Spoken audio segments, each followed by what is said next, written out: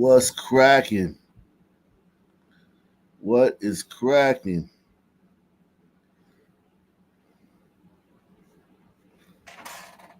What is cracking?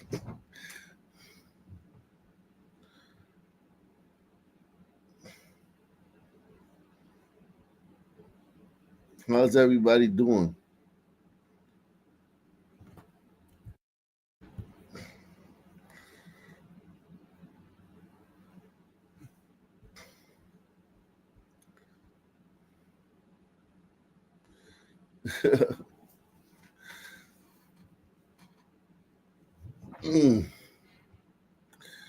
What's cracking? Excuse me. Uh,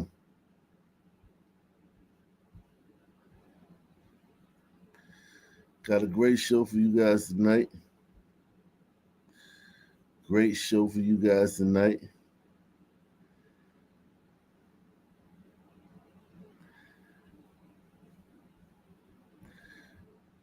Great show for you guys tonight. Oh man, let me tell you something, man. Let me tell you.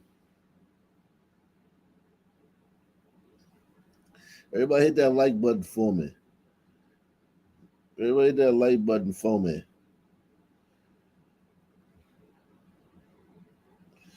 Hit that like button for me for a player.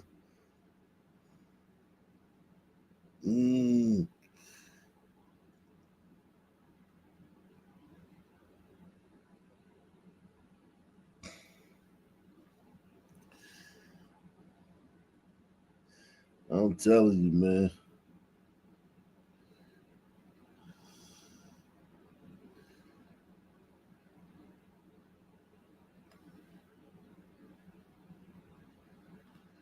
I'm telling you, man. We got a lot going on, man. It is a lot going on. There is a lot going on for what's today? Saturday? Yeah.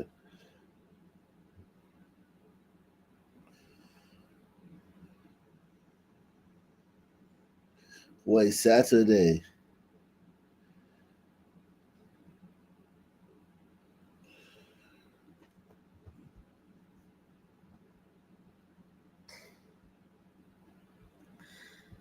I am. Shout out to my man S Freak, man. S Freak is in the building. Great Op Nation researcher, man. Great Op Nation researcher. Says salute.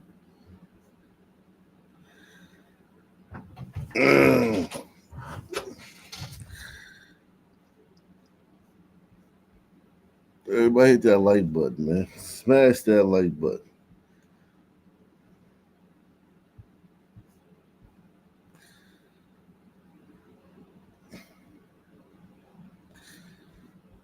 Witnesses says tempers flared and fights broke out within moments. Gunfire then erupted, shattering the peace of a South St. Louis street. Fox 2's Taylor Harris reports from where it all unfolded just hours ago on this hot day. I'm standing here on Gasconade Street where police say a deadly shooting happened early Saturday afternoon. A woman is dead, another person grazed by a bullet, and a man possibly involved is now in police custody. Police say District 1 officers responded here to the 3600 block of Gasconade around 2:40 Saturday afternoon. Police confirmed that a woman had been shot and killed. Witnesses claim that a woman was found inside or near a black vehicle. Employees nearby told Fox 2 that the people involved have had ongoing disputes at this home, and some have even been seen carrying large guns outside at night. They were arguing back and forth up the street, then they went down the street, and somehow people involved have had ongoing disputes at this home, and some have even been seen carrying large guns outside at night. They were arguing back and forth up the street, then they went down the street, and somehow or another, the one girl ended up getting shot in the black Kia. She at the end of the street, and the car passed unalive. Witnesses say the fight began between a group of girls and escalated to gunfire. They shared this photo with Fox 2 showing a man being escorted into a police SUV who witnessed. Nigga got in the middle of a girl fight, killed somebody, and about to go away. God damn.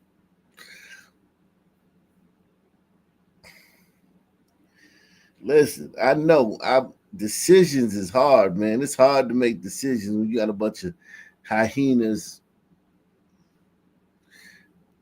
shrieking and fighting and shit like that. I get it, but damn, bro. Damn, bro. You gave up your one life and shit. You gave up your one life.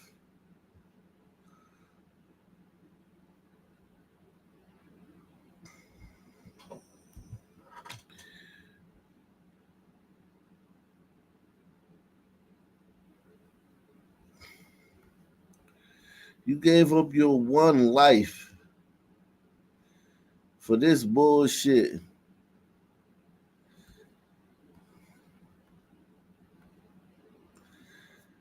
Jeez, shout out to Anthony Madison, man. Anthony Madison is in the building, man. His claim is the person of interest. Witnesses say he was part of the altercation. When Fox 2 arrived to the scene, the street was lined with police cars and detectives. Crime scene tape stretched end to end. Residents described their thoughts about the area. Over here is bad at night, prostitute, shooting at the bus stop, and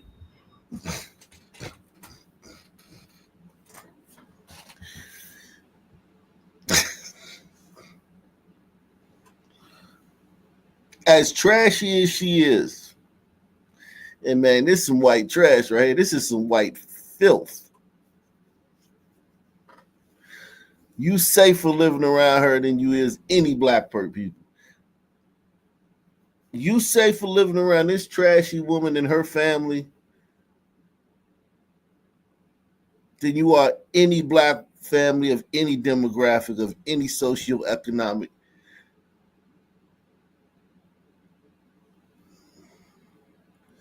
category.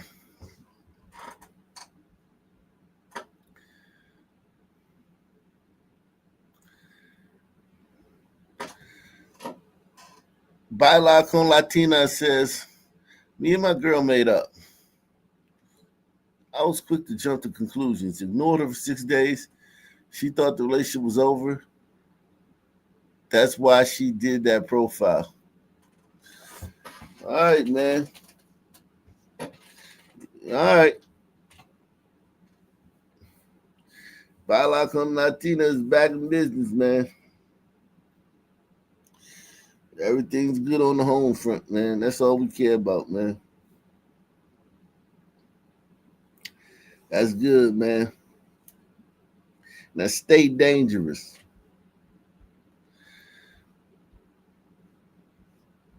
you call 911, they move off the bus stop, but they come right back. Bam, bam, bam, bam. Police confirm a second shooting victim was located with a graze wound, and they've detained one person as the homicide investigation continues. If you have any information concerning this homicide, you are urged to call Crime Stoppers. Reporting in South St. Louis, I'm Taylor Harris, Fox 2 News.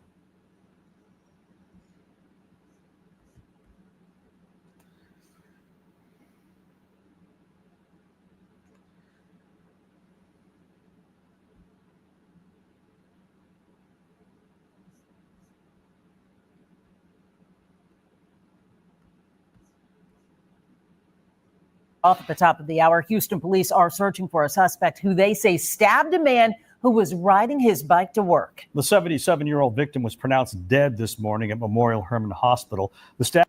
Who y'all think did this, man? Who y'all think did this? Off at the top of the hour, Houston police are searching for a suspect who they say stabbed a man who was riding his bike to work. The 77-year-old victim was pronounced dead this morning at Memorial Hermann Hospital. The stabbing happened along the Harrisburg Trail near the intersection of Hagerman, and Garrow. Despite his injuries, the victim managed to reach his workplace on Drennan Street, where he told co-workers what happened before collapsing.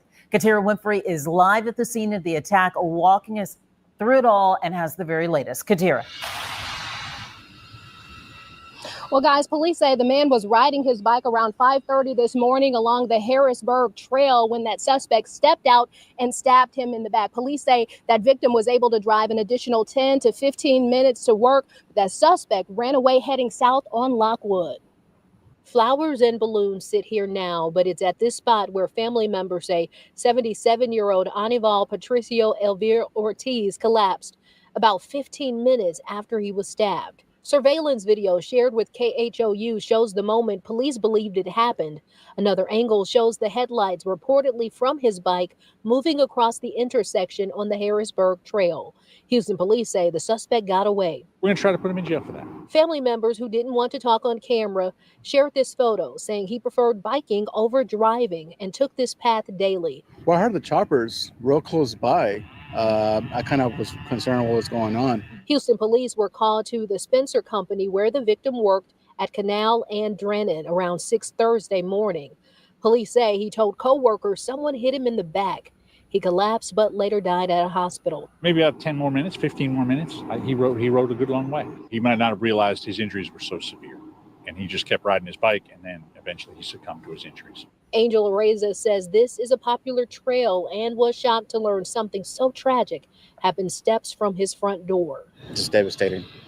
I can just imagine just getting the news that, whether it be their father or, grandpa, all of a sudden just got stabbed and going to work. And I don't know, that's just horrible. And right now, police do not have a motive in this case. However, the company where Mr. Ortiz collapsed did share a statement with me, in part sharing their thoughts and prayers for their valued team members, family, and friends. But police tell me they hope to release an image of the suspect soon. Reporting live in the East End, Katira Winfrey, KHOU. 11 News. Such an awful ordeal and so many questions that remain. Katira Winfrey, thank you. Earlier this summer, a tragedy rocked Cincinnati. That breaking news tonight, an arrest made in a deadly stabbing in Over the Rhine. A well-known gym owner killed in his own home. The prosecutors say he cut off his ankle monitor in February and has been on the run ever since. Died after police say he was stabbed in the neck. The murder was more than...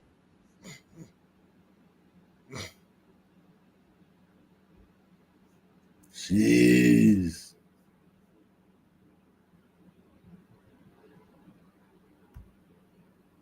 Good evening to you, friends, on this Friday. Greg and Liz here with you. We're going to start with the I-Team. U.S. Marshals confiscated assault rifles and other guns from an LSU dorm as part of a case that ended with the arrest today of an LSU running back.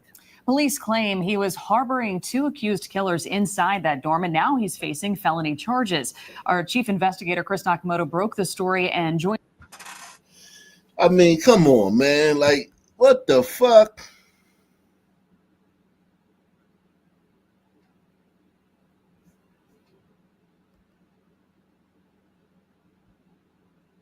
Come on, man.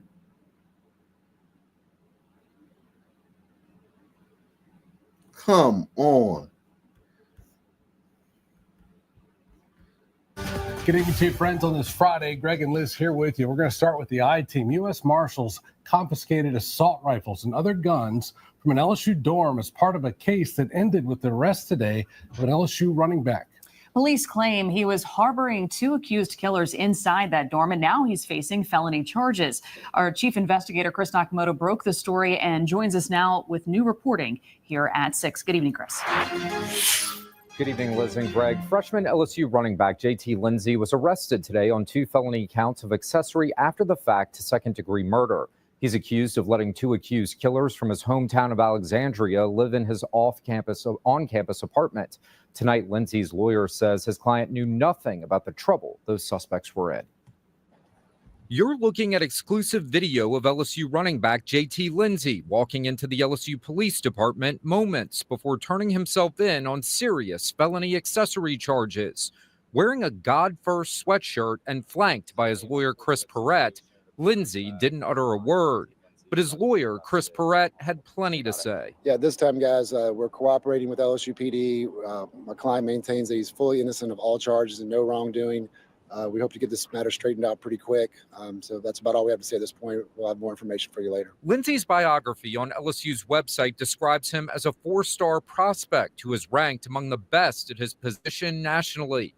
He's now accused of accessory after the fact, when 2 suspects wanted for a murder in Alexandria, Louisiana, were found inside his apartment at the Nicholson Gateway on Monday. That complex is on LSU's campus and is a stone's throw from Tiger Stadium and LSU's football practice facility. Those suspects, Shamel Jacobs and Keldrick Jordan, were picked up by U.S. Marshals in Shamel Jacobs and Keldrick Jordan. Ah, damn! Is this Africa or is this Africa or is this America, man? What are these 2 Africans doing, man? Keldrick, who? Jamaica, who?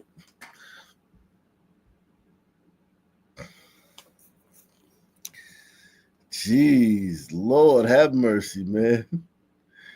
Lord have mercy. These 2 sub-Saharans, man. Goddamn sub-Saharans.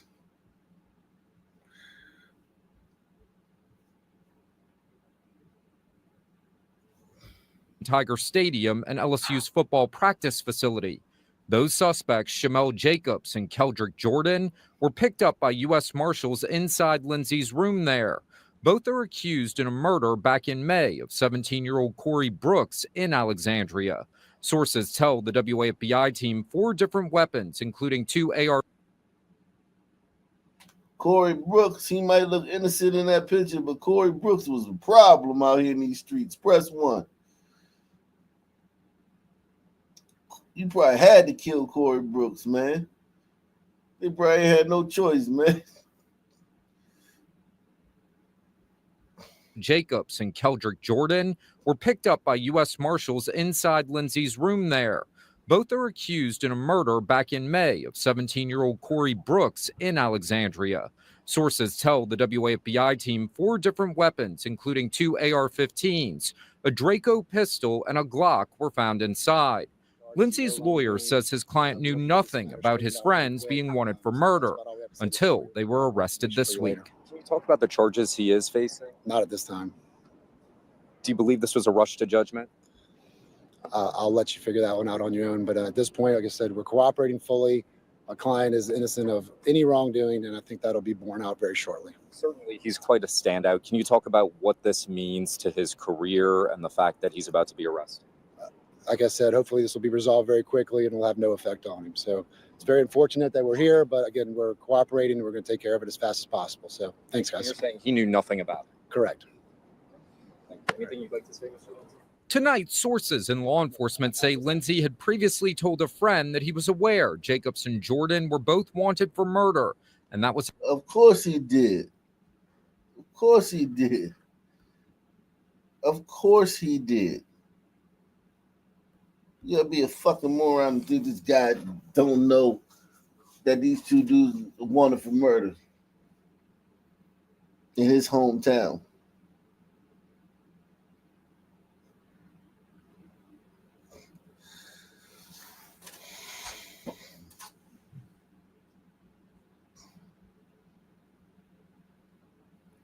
Look at Big Mama. She threw on her headgear, her dress. Big Mama, man. God first, man. God, man. Yeah, man. It's God time, man. Young dude in the jam. It's God time. It's God time, man. Call up God. Yo, tell him I got a problem. Hey, yo, God, it's me. Me who? Come on, God. You know who it is, me. I ain't hollered at you in a minute, but yeah, I got in the jam. And I'm facing some time, man. I'm about to get kicked off the team. I need you right now, God. Come holler at me. Like I said, hopefully this will be resolved very quickly and will have no effect on him. So it's very unfortunate that we're here, but again, we're cooperating and we're going to take care of it as fast as possible. So thanks, guys. You're saying he knew nothing about it. Correct. Anything you'd like to say, Mr. Lindsay? Tonight, sources in law enforcement say Lindsay had previously told a friend that he was aware Jacobs and Jordan were both wanted for murder, and that was instrumental in the charges being brought against him. We're told Jacobs and Jordan were using Lindsay's LSU ID to access the LSU dorm. Michael Bonnet, the spokesman for LSU Athletics, would not say today if Lindsay is still an active member of the football team. LSU police transported him to Parish Prison late this afternoon, where he's been booked on those felony charges. For the WAFBI team, I'm Chris Nakamoto. Greg, Liz. All right, Chris, thank you. Fox 5 News starts right now. Salute the Baila con Latinas, man. He says it seems like Oc Nation TV grows more. Why is that? What channel you like more? Will you abandon us one day? Nah, man. I like both channels.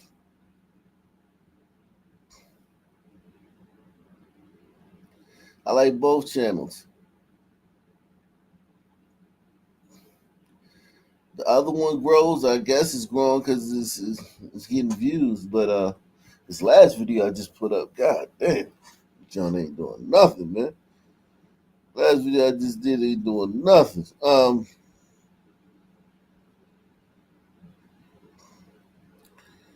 The one I just put up is my worst performing video ever on that channel. Let's see. Jeez.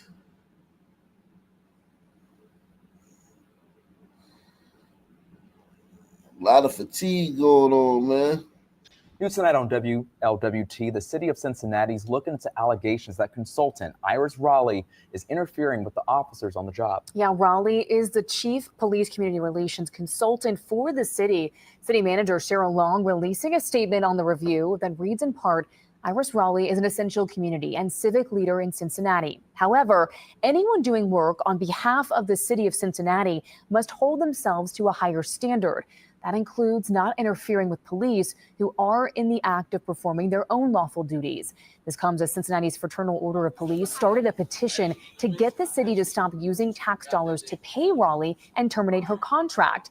The FOP posting body camera video on their social media that they say shows Raleigh, quote, harass officers as they try to write a citation for a man who missed his court date. Take a look. No, I actually need to write. How did you know who he was? I've dealt with Emmanuel many times. Do you have an open one? Recite it. Is it recited? That's what we are doing. You don't have to. Ma'am, I take it to the can't. car. We are. Well, I'm gonna follow you because I don't trust what you're saying. You I don't need like to how take you're a step. talking to the people. I understand. I don't have to do anything you say. I need Now- to conduct the business that I need to do. We reached out to Raleigh about the accusations and received a statement from her. Yeah, that's one. She looked like the Grinch, yo. Literally, yo. Literally, she looked like the Grinch. Like, I'm not even trying to be funny. I'm not even trying to be funny, yo. She literally looks like the Grinch, yo.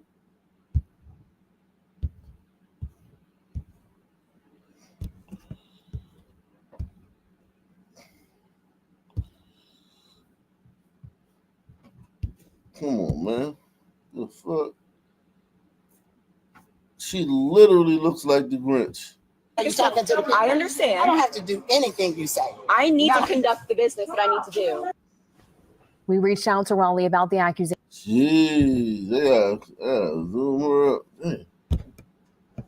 Jeez.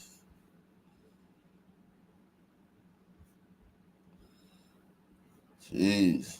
I don't know what the hell happened to this screen, man.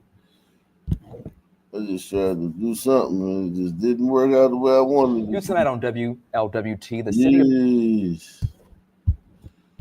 Is that her? Yeah, that's her right there. She looked like the Grinch, man.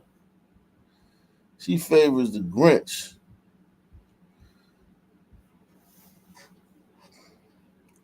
She favors the Grinch. If I saw her, I would be like, hey, baby, I know ain't nobody ever told you this, man, but you a dead ringer for the Grinch, yo. The Grinch of Kwanzaa. Damn.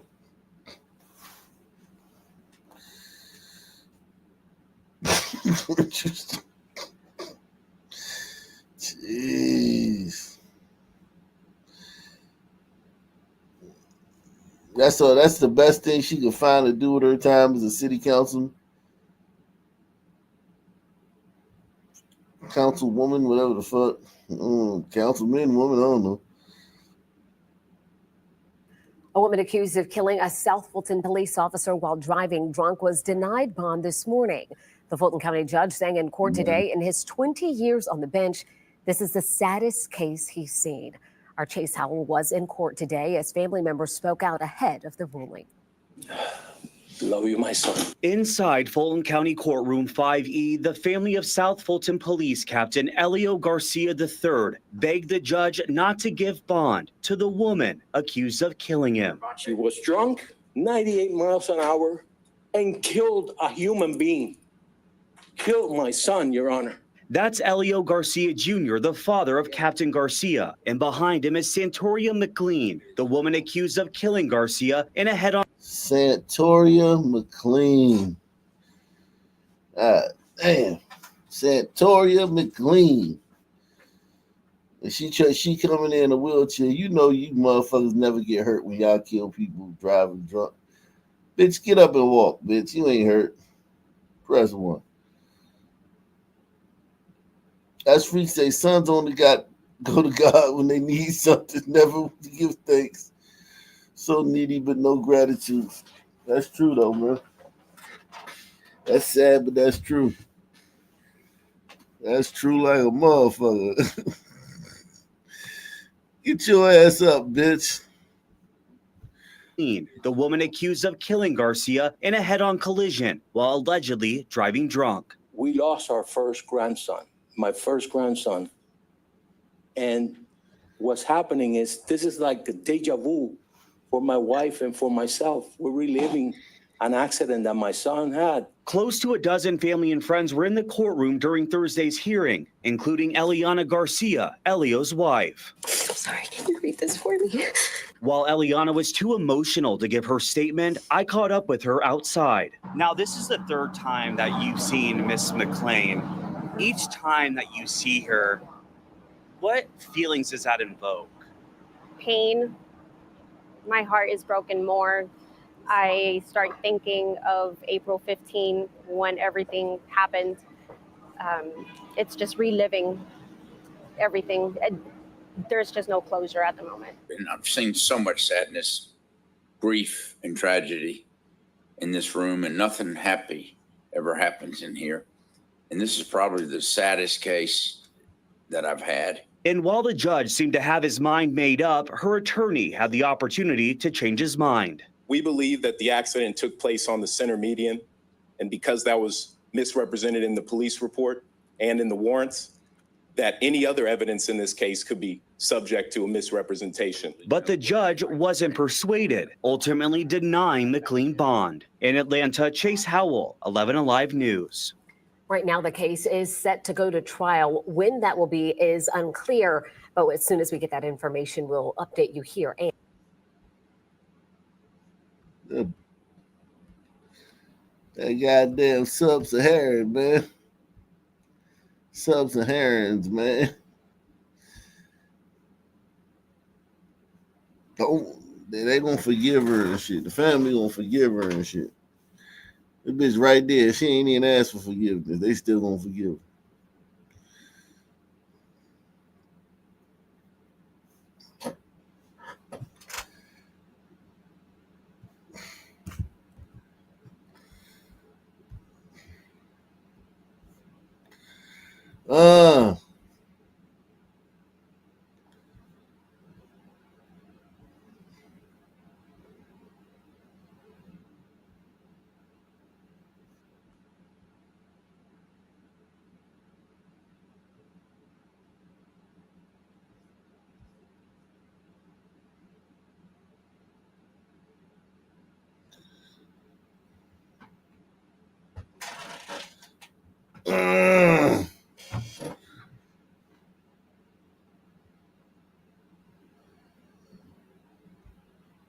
Topping the news at 10 tonight, questions in one North Mississippi city after 2 deadly shootings this morning. Police say a man was killed at a Circle K gas station in Holly Springs. Minutes later, officers responded to a car crash, discovering a woman inside. She died after being shot. Thanks for being with us tonight. I'm Shay Arthur. At this time, police have not said if those shootings are connected. As investigators work to get answers, WREG's Raven Copeland talked to people in Holly Springs about the gun violence. Tonight, Holly Springs police are working to find out who shot and killed a man here at the Circle K gas station.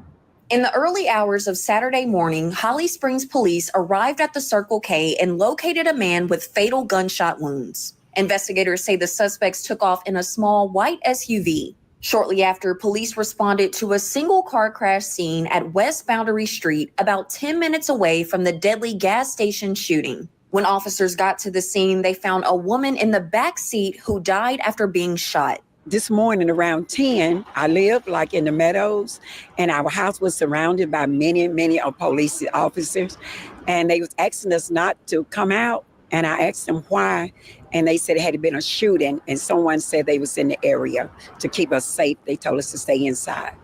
At this time, investigators have not said if the shootings are connected. Marshall County residents tell WREG this type of violence doesn't happen often in the community. However, they say it seems to be a part of a troubling trend. Well, to me, stuff all over the world, killing going on. A lot of people, they don't know Jesus Christ. I'm saying, they don't know him. I pray every day and night for everybody all this world. So all the killing going on in the world, killing it's all over. Because you know how Satan is.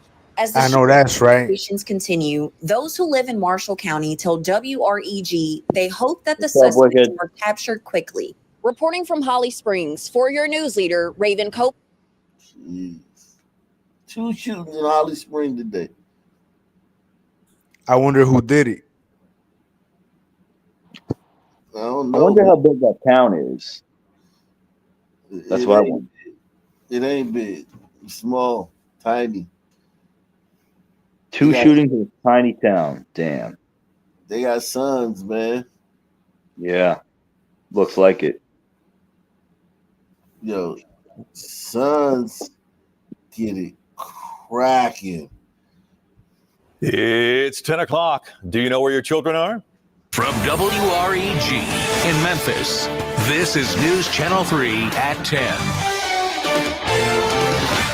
New at 10, a neighborhood is demanding action tonight, saying there are growing concerns about a gas station. Hello, I'm Greg Hurst. Stephanie is off tonight, and we are reported of violent crimes on the corner of Poplar and Cleveland, in fact, several times before, as far back as 2015. And our Brian Didlake explains how one group hopes conversation can lead to change.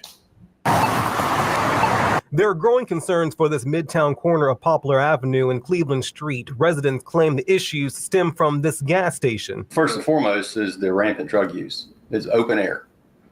You can walk on some of these properties and walk up, and there's people openly doing drugs. Thomas Hughley owns rental properties in the area and says drugs are just the tip of the iceberg at that intersection.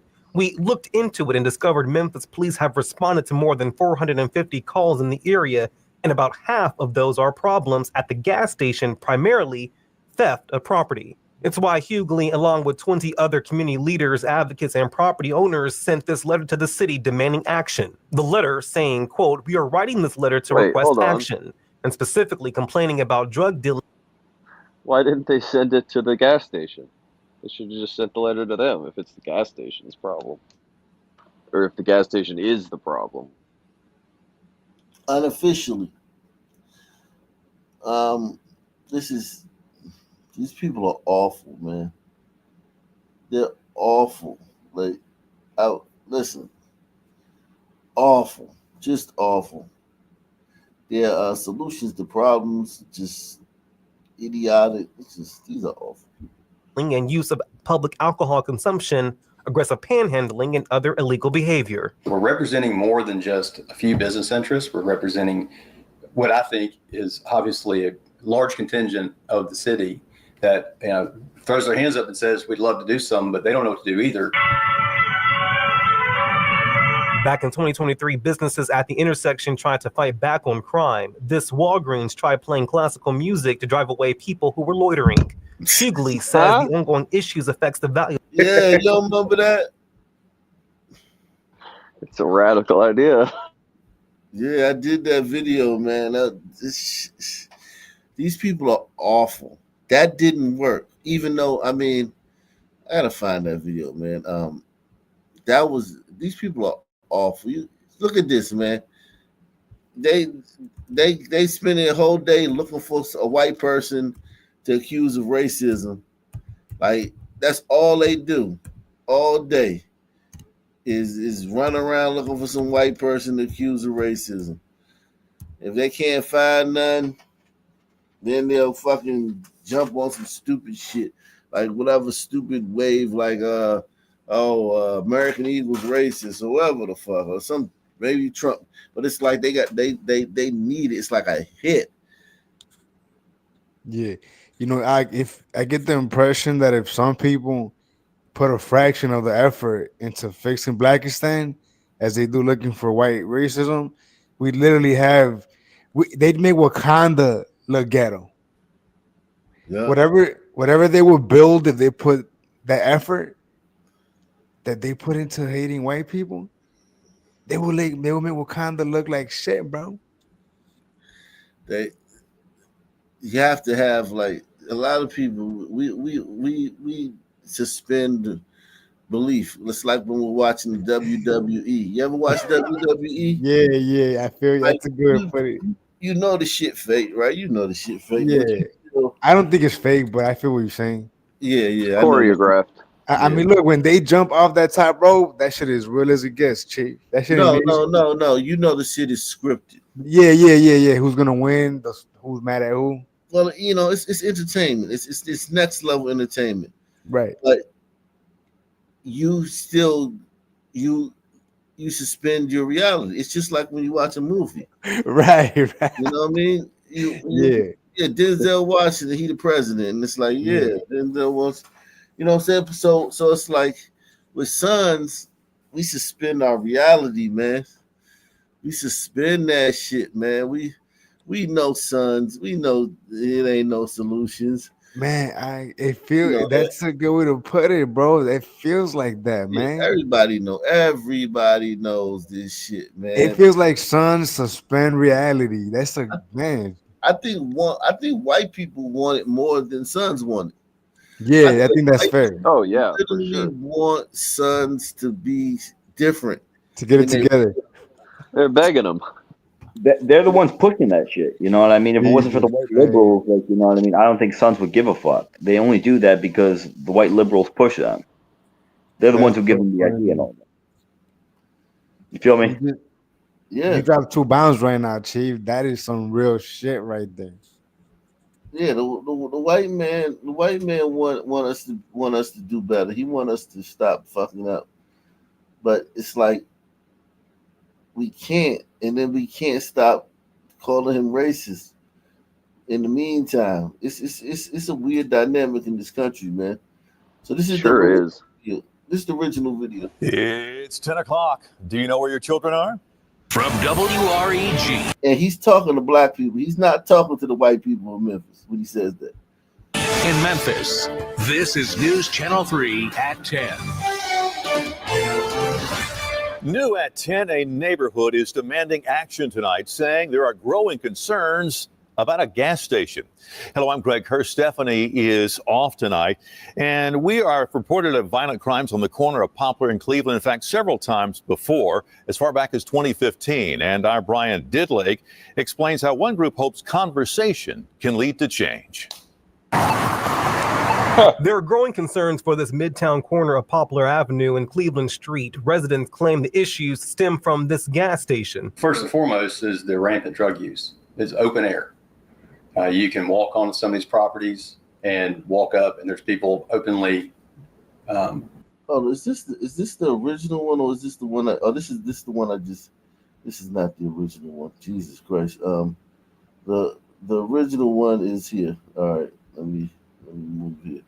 That's the one that we just watched. I'm tripping. This is the type of shit you gotta do to fucking now. Listen, for the record, they did it in Chicago. Like they did the same thing in Chicago. That Walgreens. Cue the music. Caged speakers surround the outside of certain Chicago Walgreens stores, blasting a loop of classical classics. This sounds a little dark, like the Phantom of the Opera like stuff, but I guess you gotta start somewhere. I thought maybe their system was like stuck playing the same track over and over again from Halloween or something like that. Nothing is stuck. The Walgreens short playlist, which includes some Bach and Rossini's William Tell Overture, is played over and over to deter loitering. I don't know how that does that. I mean, I think it's an interesting idea. I'd like to understand what the science is behind it. Somebody's figured this out. According to Deerfield-based Walgreens, there is no hard data behind it, but it may be working. During midday, 2 locations with the music did not have anyone loitering, while another Walgreens without the Nice. music had people hanging out. In a written statement, the corporation says for more than a year, it Yeah, I mean, listen. What would you have it play, Ak? What do you think would work? Yeah, I think classical is a good start, man, because sons don't, they're not into that. They're not into their form of classical is jazz. They like jazz, but they not into classical music. It's too rigid. It's too structured. But I think classical music is excellent. I mean, this is phenomenal. The fact that they wrote notes and they learned how to fucking write sounds, and that way you can play the exact same song somebody was playing in the 1700s, the exact same song. The fact that they passed that down, writing music and shit. Yeah, I think classical music is angelic. It is.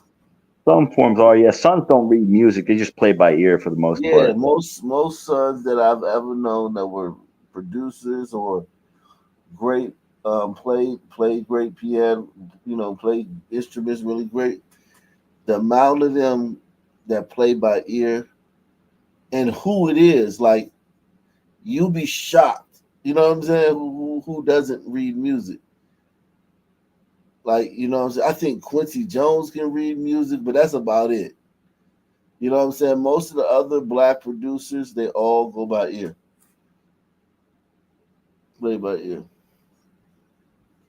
It's insane. It's absolutely positively insane.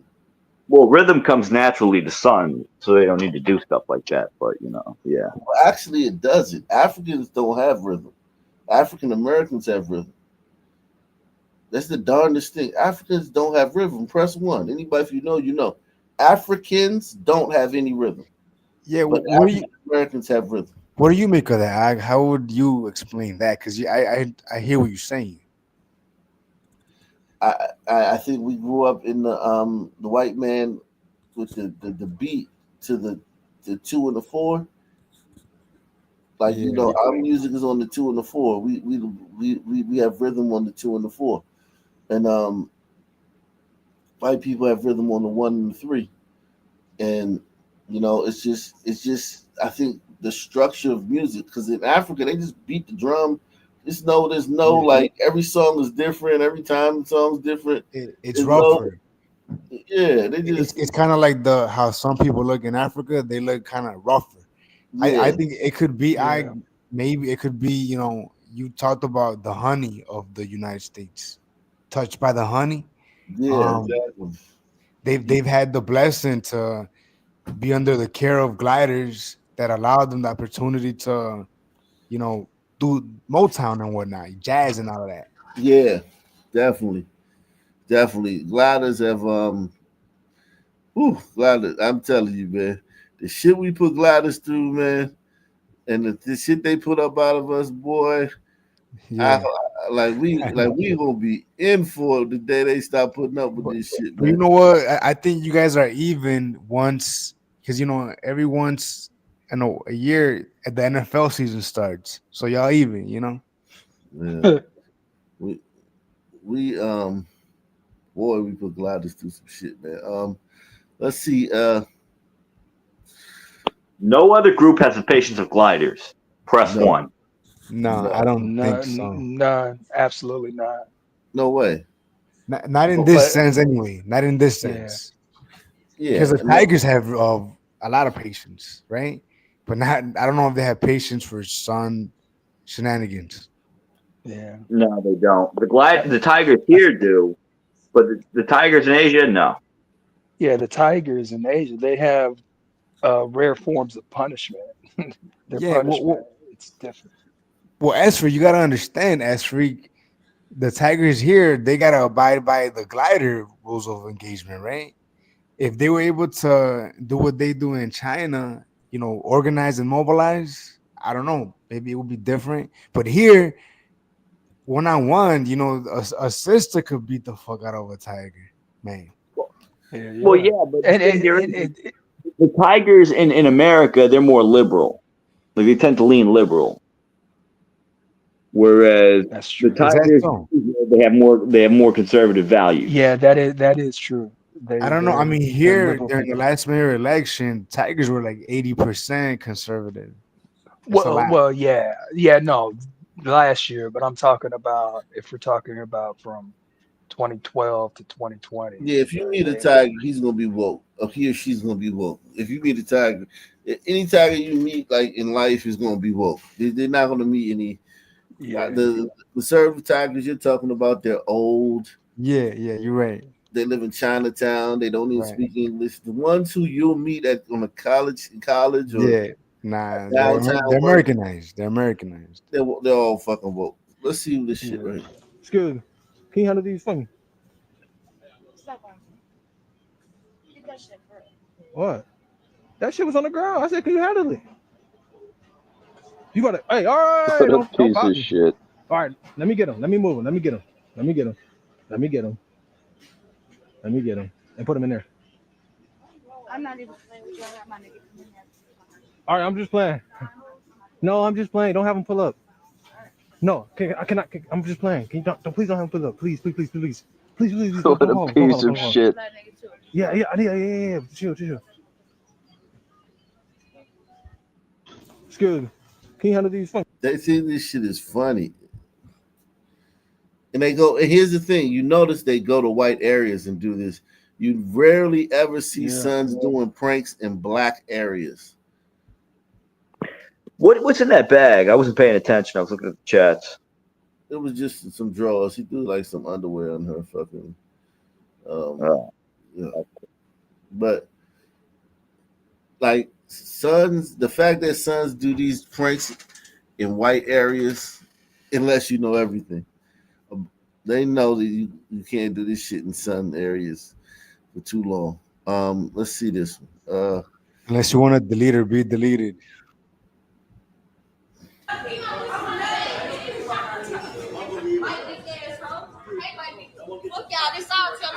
These girls are at work at the fucking airport talking about they hate white people on the clock.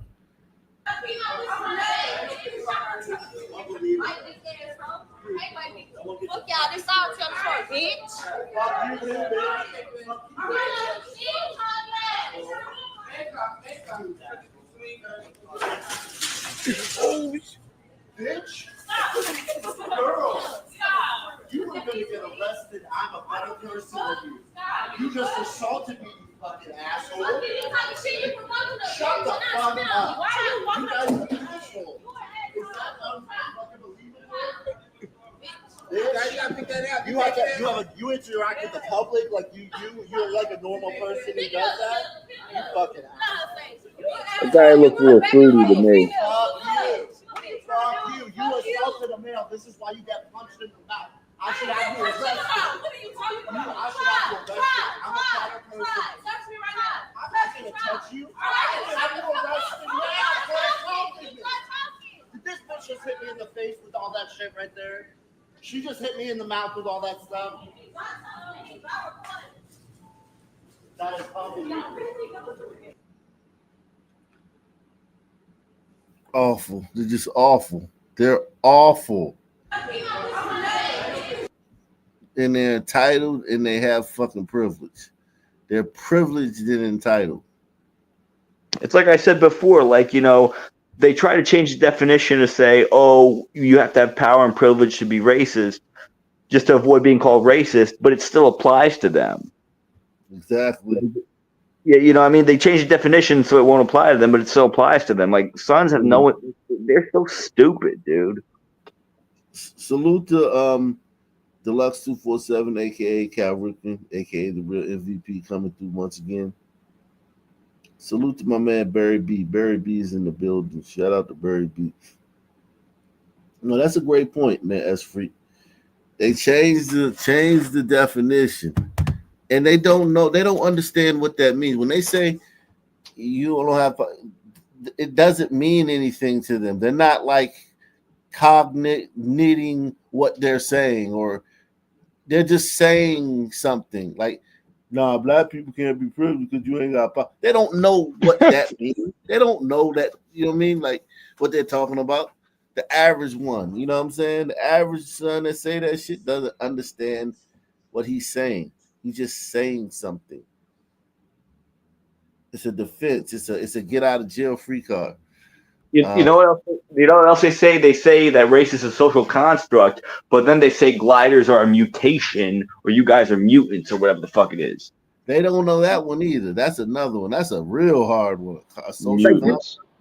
Dude, like we mutated because we had to evolve because we were in colder climates. It's called evolution. Yeah, a mutant is preferable if you believe in evolution. I don't believe that y'all mutate. I don't believe that the person that looked like me went to up north and turned into y'all over time. I don't believe that.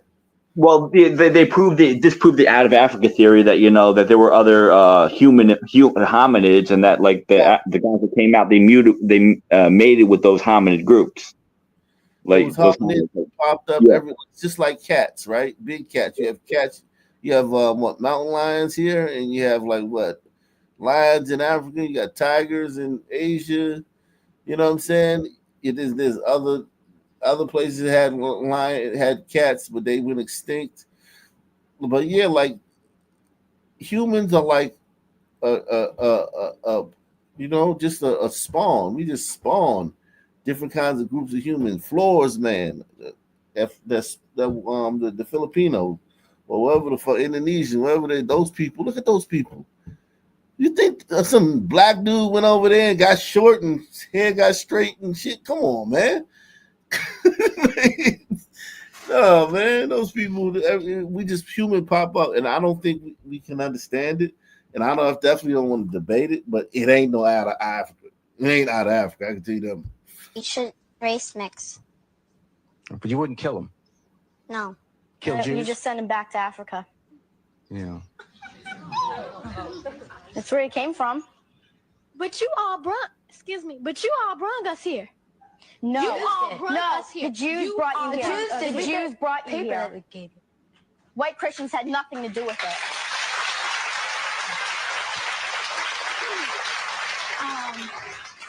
Everyone clapping is racist. Your four white fathers thought we was some monkeys and some dogs and stuff. Why your four white fathers rape us for my four ancestors or the rest barely of the understand her. Listen to this though. Look at the two. Look at the two black women and what they said and how they said it. It's like that's what I'm saying when I tell you like they don't understand what they're saying. They just know the words. You know what I mean? It's like memorizing like a sentence in France. Like say you go to France, you need to memorize like how to go to the bathroom, but you don't really understand like what it's. But you know, whatever. You know how to say that shit, but you don't know what the fuck you're saying. You can't say it another way. You can't. They tell you to say it a different way. You can't say it. You know what I'm saying? So it's like these black people. They like listen to this shit. Listen to what this black chick said. And everybody hit the like button. Support the channel, man. Be a big Sons like they think like they're witch doctors. They just say something and then it becomes reality. Like they putting a spell out there. That's how they think. Yeah, a lot of this stuff is a game too, though. Like it's not like white people are serious, and sons be playing, like not like playing, but like just what I'm saying, like throwing shit at the wall. And white people be serious. They be taking a son to throw some, like a son to throw some diarrhea at the wall, and the white guy will take them seriously and have like a whole dialogue about it. And like, well, I kind of see it's your fault. Now you say it like that. I mean, you are. And this nigga just threw some fucking diarrhea at the wall, and you fucking sitting here contemplating it and about to write a fucking thesis about it and shit. White people are just funny though. That is, I give you that, man. Y'all are hilarious. Shout out to Ray Wall, man. Salute to him. He says, what's good? I saw you on Whitlock the other day. I can't lie. You did real well. You were entertaining and informative. Keep going. Yeah, thank you, man. I was going to be on there last week again, but since I was in DC, now Wi-Fi at the hotel be rickety jack. I didn't want to risk going on that show and having like fucking freezing and all this shit and being delayed. So I just told him I'll be back. Now I'm back, so I'll probably be. I may be on there this week, may not. I don't know. Oh, that's where you went. I was like baila con Latinas, thinking that you were moving on to bigger and better things, Chief. Nah. I was out of town, man. Yeah, I was at the hotel at the Marriott, man. Marriott. Yeah, I was thinking. Hey, watch out at the Marriott. Yeah, I was thinking. KB was gonna have to pick up the slag, but I don't think he could do it like you, Chief. Oh man, that's crazy, man. Excuse me, but you all brought us here. No, you all brought us here. The Jews brought you here. The Jews brought you here. Like, think about how dumb thing that is to say in response to what they said. Listen to what these white people said. These white kids, these children. For her to say that in response, it's almost like she's a monkey. Listen to this shit. Listen to what they race mix. But you wouldn't kill him. No. Kill Jews? You just send him back to Africa. Yeah. That's where he came from. But you all brought us here. No, you all brought us here. The Jews brought. So she's not denying that, they should say, she's not saying you shouldn't send us back. We provide this, we bring this to the table, we make America better this way. Her only thing is, but y'all brought us here. Yeah. They act like they can't leave on their own accord. Like, They, like some people like complain that the white man is keeping them down, but really they act like they can't make choices on their own. Yeah, need the white man. Listen to this one. Listen to what they basically admit it, like without admitting it. Exactly. We're very honest. Sons are very honest. We very, very honest. Listen to this. Listen to what this fucking black chick said. Well, if your four white fathers thought we was some monkeys and some dogs and stuff, why did your four white fathers rape us for my four ancestors or the rest of these four ancestors in here? Why did they? Man, and then everybody clap. Oh my God, this is the best they could find. If y'all thought we just was a random some monkeys, why did slave masters have sex with their slaves? Because they could, motherfucker. Yeah. Like they could. And they wasn't doing it with all of them. They was doing with the ones they wanted to. It wasn't like they just was going fucking all the slaves. The motherfucker was fucking the one. And listen, you were not looked upon as high society if you had sex with your slaves either.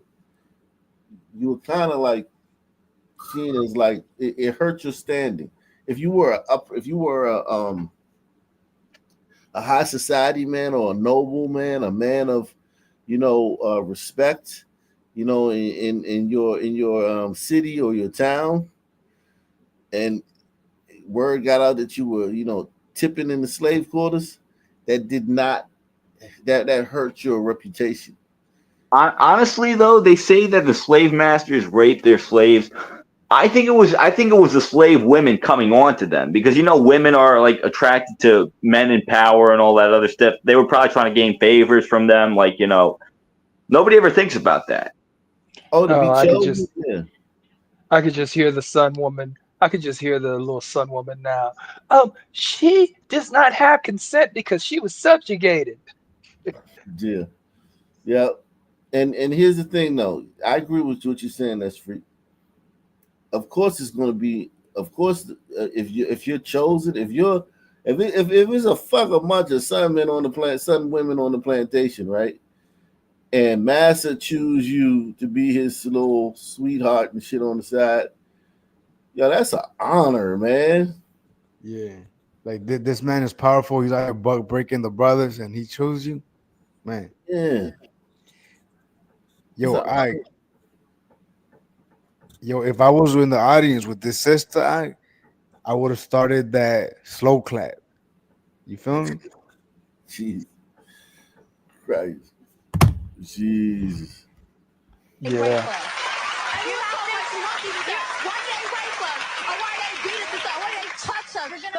Nobody don't touch no monkey. Repeat that. I can't Man, she just wants to talk. What? Race mix.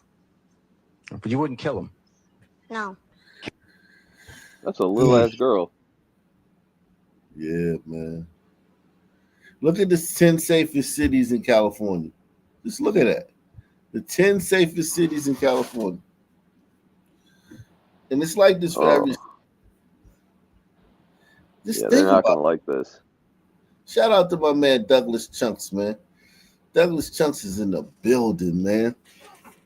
Come through, says, welcome back. Salute to the green chat wall. That's right, man. Everybody, man, make sure y'all become members, man. Doug's gift to 50 memberships, man.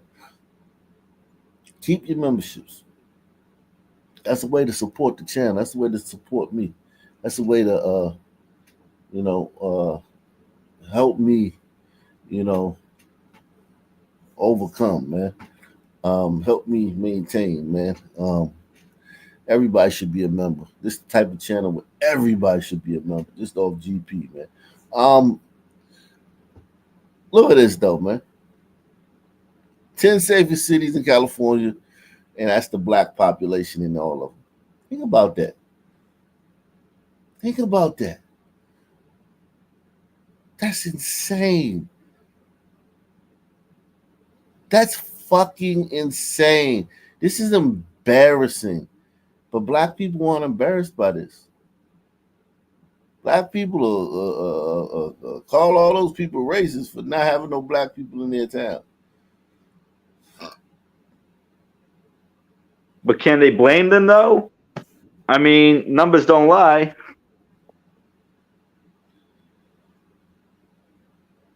This is crazy.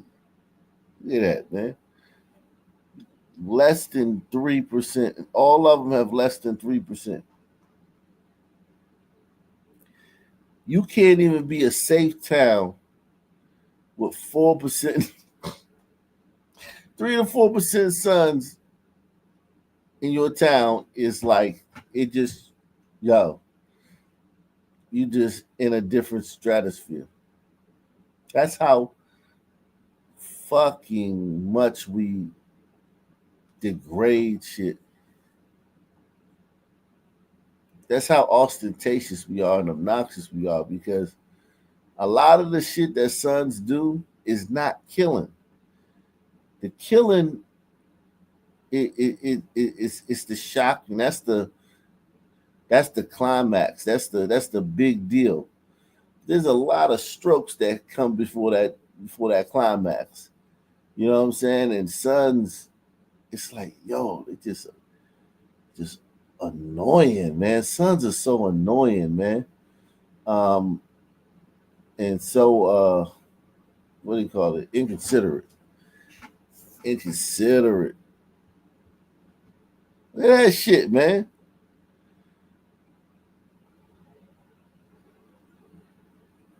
And I bet some of these cities, because they got a lot of sports teams in California, a lot of the blacks that live in some of these cities are probably associated with those teams. You know what I mean? In some way, shape, or form.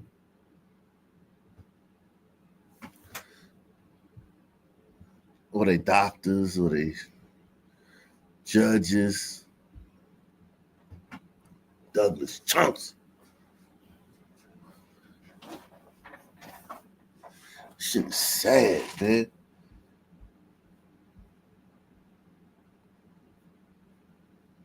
Fucking annoying, man.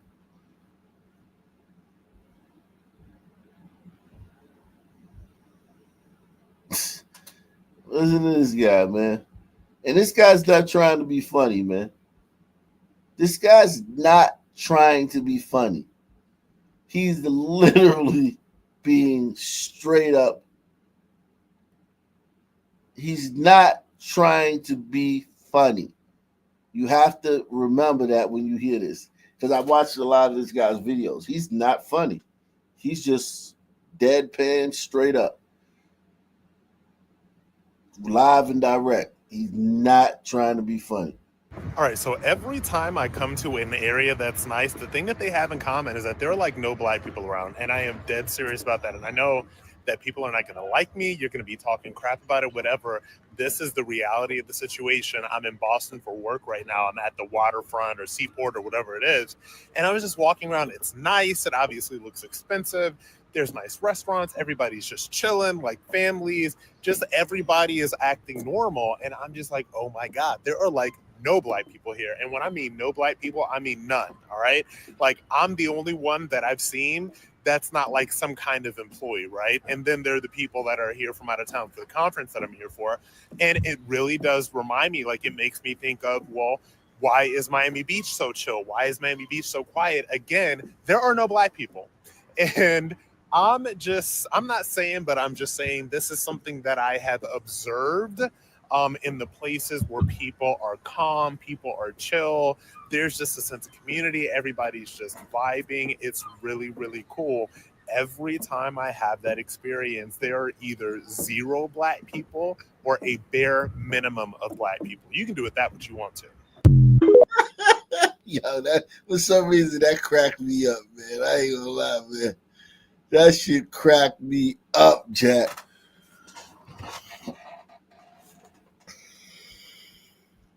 Yeah, it would have been pretty funny if the guy could have toned down the sass a little bit.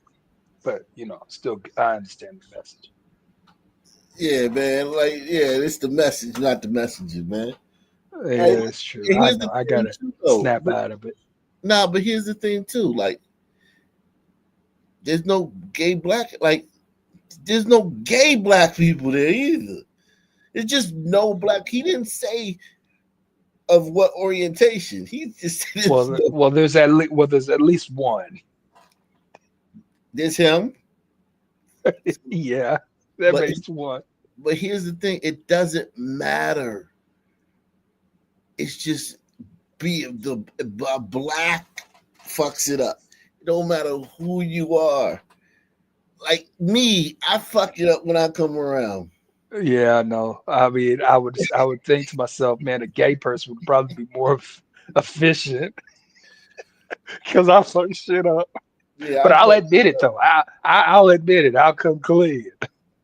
Yeah, man. I'm just a son, man. I don't try to, but I know that, when I was at the hotel at the Marriott, I'm making videos. They didn't have no room, so they just had like an open space with a bunch of. You know how sometimes you go to these hotels and they have like a room, quiet room for you to go. This one they did. They just had the bar right here, and they had these little like consoles, cubicles with little TVs, but they wasn't really cubicles, but they was like little places with little TVs where you could work. And then they had the front desk. And I was out there making videos, man. Like, fuck y'all. Y'all ain't got no more room for me to go. So I'm making videos out this motherfucker. I'm going to some nigga time. Fuck that shit. Did they show up with security and tell you need to leave? No. Everybody who worked there was black. Good to me. Everybody who worked there was black. It's DC. Everybody worked there was black. It was just right on. Yeah, I mean the whole staff, the room, the rooms, cleaning, the room cleaning, that was all fucking on burritos. But Yeah, the that's good. staff that like work at the front desk and the security, they was all black. And them niggas was ratchet too. Like they was the conversation they had when you come up and shit, they shooting the Willy Bobo with you and shit. Like they ratchet and shit. They talking like since I was out in that area a lot making my videos, and it wasn't a lot of people there. So you see, it'll be another person out there working sometimes, but for the most part, whenever I went down there, I was the only person there. That was a guest at the hotel, and the staff they would be up there, just bullshitting, downtime and shit, whatever, hanging and telling all their business, talking about all their business in the air. Like if you walk into, you won't hear. Like if you walk in with your family, the fucking, you know what I'm saying? Come get a room and shit. As soon as you open the door, you hear some nigga talking about some shit that happened, some shit in his personal life and shit with another coworker and shit. And then when you walk up there, they gonna be talking and they gonna look at you like you crazy. Like you didn't like this is not the front desk. They gonna act like you walked in their living room and just Yeah, yeah, like you didn't disturb them from their job and shit. yeah. It's like man, but they was good. Once aside from that, they gave good service. But you can't take that away from. You know what I'm saying? That's part of it. Right. His sons is funny, man. Though, cause it's like, yo, the dude who was at the front desk, they had like three different dudes. So it was like, cause I was there, so you know what I'm saying. So I seen all different shifts. But one shift, the night shift, the dude that was there for the night shift, he was gay, just like this dude, sweet, big ass nigga. Like he probably like maybe like 6 feet, 5'11", but like looked like an offensive lineman and shit. He wasn't like solid like a bodybuilder, but he was big, like fat big, like a fat solid dude, right? And Yeah. he would go over and so where I'm at this little like I said, little cubicle desk with like a fucking TV to the left and a desk in front of me, and I got my laptop there. The bars to my right, it's another desk and another desk and another desk for people to work at, and then there's the front desk. That nigga kept every chance he could get, he would come over and holler at the girl at the bar, and they would be gossiping and shit, and he would be telling all his business. I'm talking about loud, Jack. I'm talking about I was getting upset because I'm trying to shoot a fucking video over here, and I ain't trying to have your voice in my video. And he was just telling all his business, and it's just like, yo, this shit can't be Yeah. professional. It can't be. You know what I'm saying? But it's like you get desensitized to it because that's how sons are. And the lady at the little that worked at the little bar, she'll just laugh at his jokes and shit, and you just listen to him talk, but he be just loud and Hey, sassy. it makes a lot of sense why shit just pops off at at a McDonald's or at a corner store. Just when Yeah, you listen to their conversation, just what type of time they're on, yeah. And it was just like, damn, man. I was like, damn, like when people like white people patient, man. They come in and they just sit there, wait for the conversation to be over, and like nigga come in there and be like, hey dog, you don't see me standing, you know what I'm saying? Nigga, we different, you know what I'm saying? Yeah. Oh shit, man. Salute to Malik Quelly. He said Sally Hemming had several children with Thomas. That actually hasn't been proven. The Sally Hemming story is actually was some. Let me tell you how the Sally Hemming story started, man. And that's a good thing for us to get into tonight, man. Sally Hemming. Press 1 if you wanted to go. If you want to talk about Sally Hemming. Press 2 if you want me to go back to the fucking news. We're gonna get to DC and we're gonna get to DC before but press one if you want me to talk about Sally Hemings, the real Sally Hemings, man. I'll press one like, just for a little aside, just to shed light on that. Who the fuck is I that? have no idea who that is. So I'm a press one as well. You didn't know who Sally Hemings was? Okay, all right. No, who Doesn't the ring fuck a is that? bell. All right, cool. Yes. All right, sweet cheeks right here on the screen, man. Thank you for making me laugh, man. You the second homo, you the second fruit that made me laugh this week. Cause dude was funny. That motherfucking gay concierge at the hotel. He was funny as shit though. But Get his gay ass off screen now. yeah, man. Thank you, fruit, man. Fruits be funny though. Some fruits be funny, man. Do they? Yeah, man. Like when you hear them overhear them talking, man, like or see them on TV. Like I always thought that like gay people in movies was funny. Like they so ostentatious and over the top. You know what I'm saying? That's it makes it we're talking about the people that we don't know that are gay, right? Or are you talking about? I don't know any gay people, but it's like I don't know any gay people like personally, but I do know. But no, I was talking about comedians. I was talking about comedians, like or characters in a comedy. You know what I'm saying? The gay person in the comedy. Yeah, I live next to a dike, next door to a dike. Who was one of the most popular dykes in DC, and she had parties all the time, and there would be a lot of dykes, but there would be some gay dudes over there too, over a crib. And she had this one gay dude named Gary, right? I never forget. Gary, he like me, he like 6'3", just what I'm saying.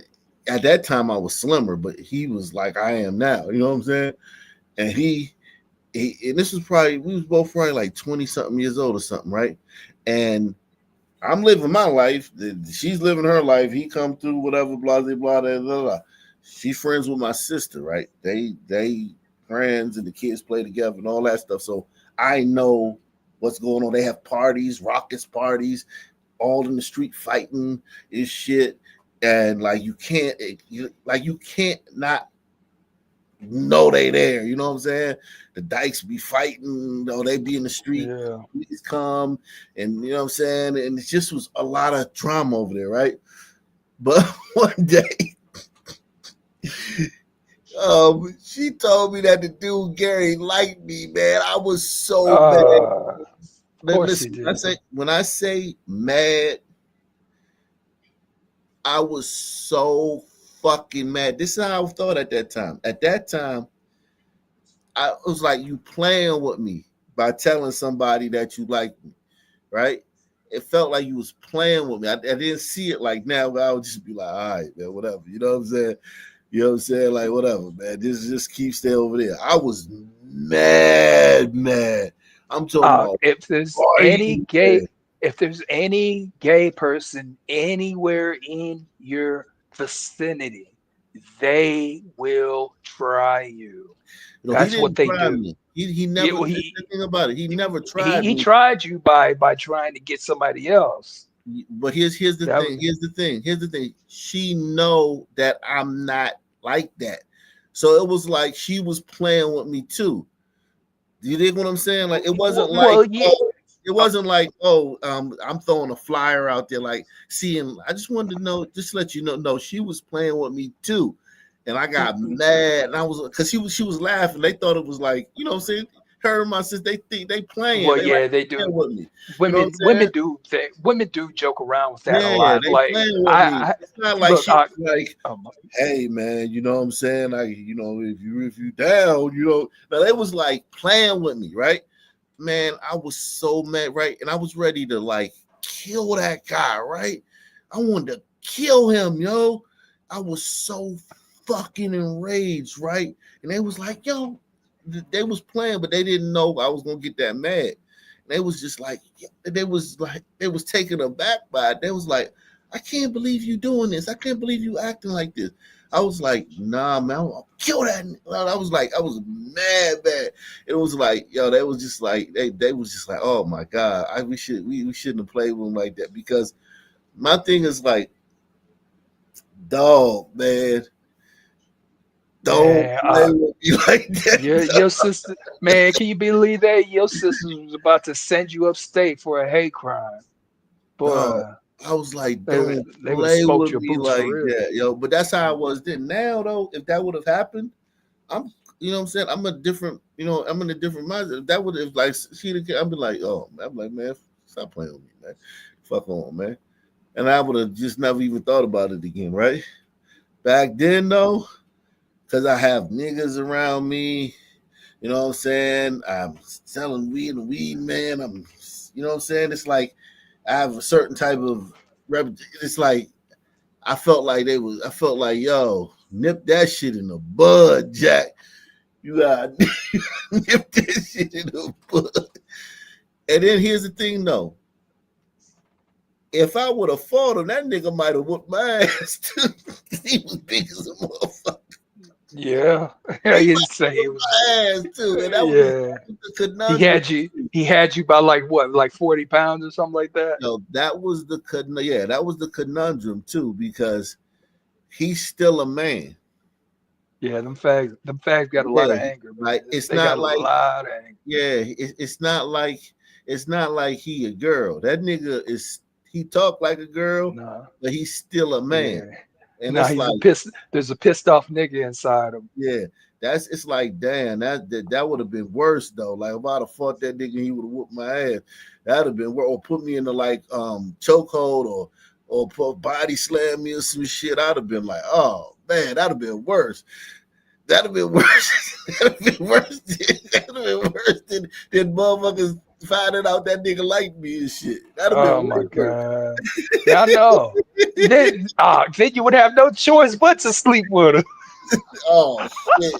You wild, you a wild boy, man. You a wild motherfucker, boy. You Pause. a wild motherfucker, boy. Pause, yeah, big pause. You a wild That motherfucker. boy, he would, hey man, no, I don't. Let me not wish that. Let me not wish that.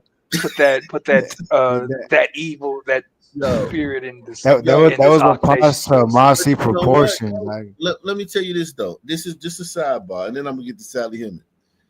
I knew in my life several dudes who had gay brothers, right?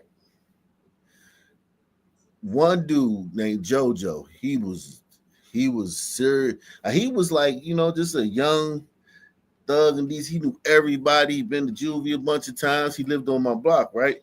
I didn't hang with Judge. We played football. He'd come and play football with us, the normal kids, and then he'd go hang like with the shooters and shit like that, right? He was on a different level. He wasn't like us, you know what I'm saying?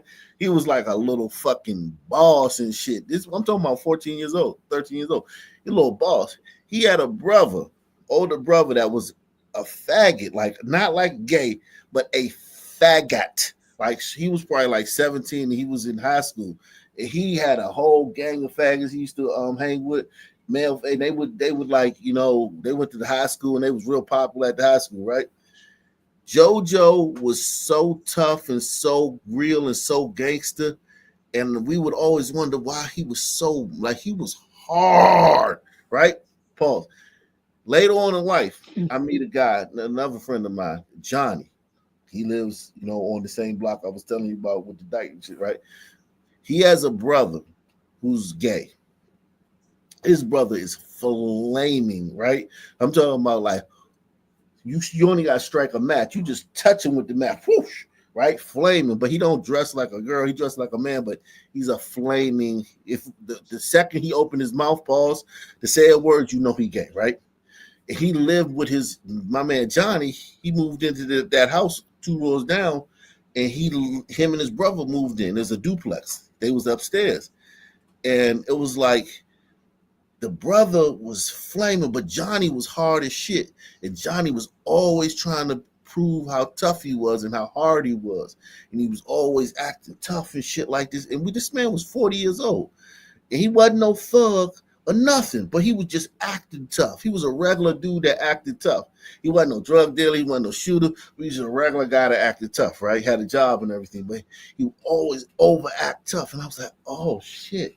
Now I get it. So if your brother gay, growing up with a gay brother got to be some shit, because it's like you got to prove to the world, like in elementary school and junior high school, that I'm not him. I'm not like him. And it's like, and I started thinking of another dude I knew that had a gay brother. He was overly aggressive, overly hardcore. And I was like, damn, so there's something to that. Like dudes with gay brothers, they are overly, they want you to know, motherfucker, don't play with me, motherfucker. I ain't, you know what I'm saying? Like that, right? So I just noticed that over the years, man. But when I was young and JoJo was like that, I never really put the pieces together because he was hard. Like this nigga was hardcore. And it was like, yeah, but you living there, you got your brother out here just gallivanting. And the brother, the brother is older, right? Yes, both cases the Yeah. brother's older. Both Yeah, cases. see, he been having to fight, like he's been fighting over. It's almost like a kid having a mom for a prostitute, right? And Oh yeah, he exactly. be having to fight. That's a great analogy. Yeah, that's a great analogy. Yeah, because it's like everybody done tricked your mom, all the local dudes and tricked your mom. Right. They And all know. yeah, you gotta and whenever you playing that, whenever y'all bidding or joning or roasting each other, you know that's coming up, and it's like you punch niggas in the face all the time. Over, yeah, it will make you hard. Yeah, it would make you hard if you think about it. You know what I'm saying? Yeah, that's a great analogy, man. Yeah, but yeah, so Sally Hemming, man. Shout out to all the gays, man. If you gay, man, and you want to send a donation, man, your Hey, donation is appreciated. real quick, I just want to say this. This is years back. You had some gay dude call your show, Yeah, I remember and that. Yeah, I and remember then that. you were like, he was like, I was about to send you a super chat, and because we just started hitting, you know how we do, Yeah, and we started hitting roasting. him with a bunch of and not really roasting him. We were just hitting him with a bunch of questions, and then he was like, I was about to send a super chat. You were like, you could still do that. As a matter of Yeah. fact. As a matter of Yeah. fact, when you said it, does the screen just go pink? Yeah, you could. You know, I honestly miss this whole alphabet conversation because I was too busy cooking in the back Nah, chat. you were on burrito, Nah, man. You were Wicked. on You feel I you was feel trying me, to catch Sierra, man? up. You feel me? I was I was trying to cooking. catch up. Hey, listen Hey though, man, listen that boy though. you on a mission, Wicked. You on a Man, mission. tell me I'm cooking, bro. Hey man, Listen. Those, Yes, I'm not. Wicked. You're doing a really good job. yeah, Cooking. listen here on burrito. On burritos is Yeah. like that. All the on burritos I know act like that. They act like they super macho and shit. Like, I mean, even if they nice guys, like I know some dudes. Like I went to dudes at the Quaker schools, a bunch of on burritos up there. I mean, fucking 4.0 students and shit, and fucking playing lacrosse and shit. Still, but when it comes to that shit, that girl or like some gay shit, they just turn super macho and shit. You know what? I don't think it's so Yeah. much being macho as much as it is being normal. You feel me? I got you, man. I got you. But yeah, man. TR, I'm Hey cooking. Tell man. me that. Hey, what are McWhorter and Glenn Lowry up to these Hey, days? They simping for the Sunman still? Nah, they never. Nah, I think that's McWater. He might simp for the Sun Man sometime. But here we go. Let's see this. Not Glenn Lowry. So after 2 terms, he says, I'm not running again. I'm getting on that horse. I'm going back to Virginia in my beautiful house, Monticello, and I'm going to live the life of a farmer. So he did. And that's where his story takes a turn in historical circles, because was it then that he had his relationship, or was it before that? Was it all this time that he had his relationship with Sally Hemings?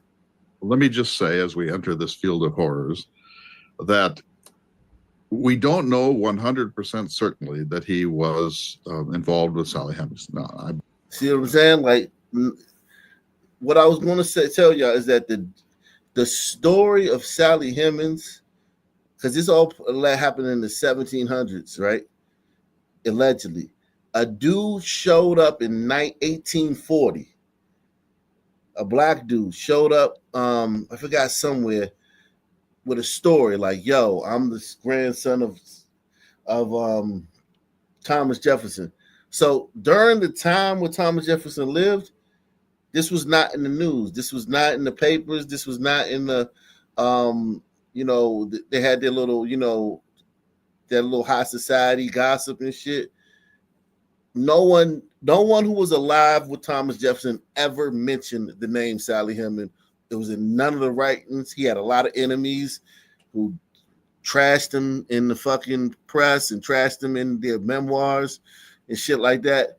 The name Sally Heming never comes up ever until 1940, about 30 years after Thomas Jefferson died.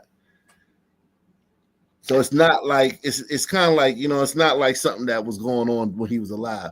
It just came up after he died. Some black dude was like, "Yeah, I'm the grandson of Thomas Jefferson," and then he you know what I'm saying. Then he told about all this stuff, and so it's like it's not like something Thomas Jefferson dealt with or his enemies dealt with or the people that was running against him for president. Because if you was sleeping with a black slave and you running for president, yeah, that's gonna be. They was going because the political campaigns was way more ugly back then. They was 1,000 times uglier than they are now. This shit is light now.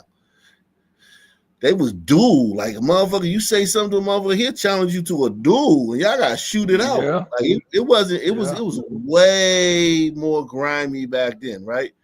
But Sally Heming's name was never uttered in anything surrounding that until 30 years after Thomas Jefferson died. Yeah, I mean, like Andrew Jackson's wife, like even died from the stress of the campaign because of what John Quincy Adams, like how hard his campaign was going against him. Like, you know what I mean? Like it was brutal. Yeah, it was brutal back then, and no one ever mentioned this alleged slave. And here's the thing: she was an octoroon, alleged. She wasn't like she wasn't black like, you know what I'm saying, Ancient Mama. She was black like motherfucking I marry a white girl, we have a baby, that baby grow up, marry a white person, and then that baby. You know what I'm saying? She was black like that if she did exist. She like Jesus, kind of like nobody really know if she existed or if not, but there was a woman, but it wasn't. It could have been her, or could have been this woman, could have been that woman, but yeah, it wasn't like he was running around with goddamn Serena Williams and shit. You know what I'm saying? If it happened, you know what I'm saying? It was a woman that presented as a white woman. But didn't they have DNA evidence saying that, like, you know, they were descended from him, or was that all false? Who knows, man? Let's the shit is just, it's when I heard it, Black Columbo, when I heard it, the instant I heard, I was like, this shit bullshit. That's just Black Columbo. That was my original feeling. I'd heard about it for years and never really paid too much attention about it. But once I dug into the story, the instant I like just put one shovel into the grass and say, oh, this bullshit. I started watching Columbo on my Fire Stick. Like I'm on episode 6 of season 1. Yeah, got a long way to go. Hey, but tell me, it's a masterful knowing what happened, and he don't know what happened. You know what happened, but he don't know what happened. Yeah, I love that. I love that about that show because it's like you know, it's almost like every time, like, oh, and one more thing, you know, Yeah. it's like he was on top of everything. There'd be times where he listens. If you think about it, he listens. He don't. He let those motherfuckers talk. Yeah, Peter Falk. I'm a big fan of him. He also played in another movie called Mike and Mickey. You familiar with Mike and Mickey? Yeah, that was good. He played in The In-Laws. You ever seen that one, T.R. McCoy? The In-Laws. I'm not sure. I'm not sure about that. Let me stay focused, though. Let me stay focused. My bad. My bad. He was, Sorry. and the circumstantial evidence is huge. But it probably say, as we enter this field of horrors, that we don't know 100% certainly that he was involved with Sally Hemings. No, I believe it, he was, and the circumstantial evidence is huge, but it probably would not hold up in a court of law. The DNA has shown that at least one of Sally Hemings' children was the progeny of a male Jefferson. Not a male Jefferson. We're talking about a woman who, if you don't know her lineage, she's white.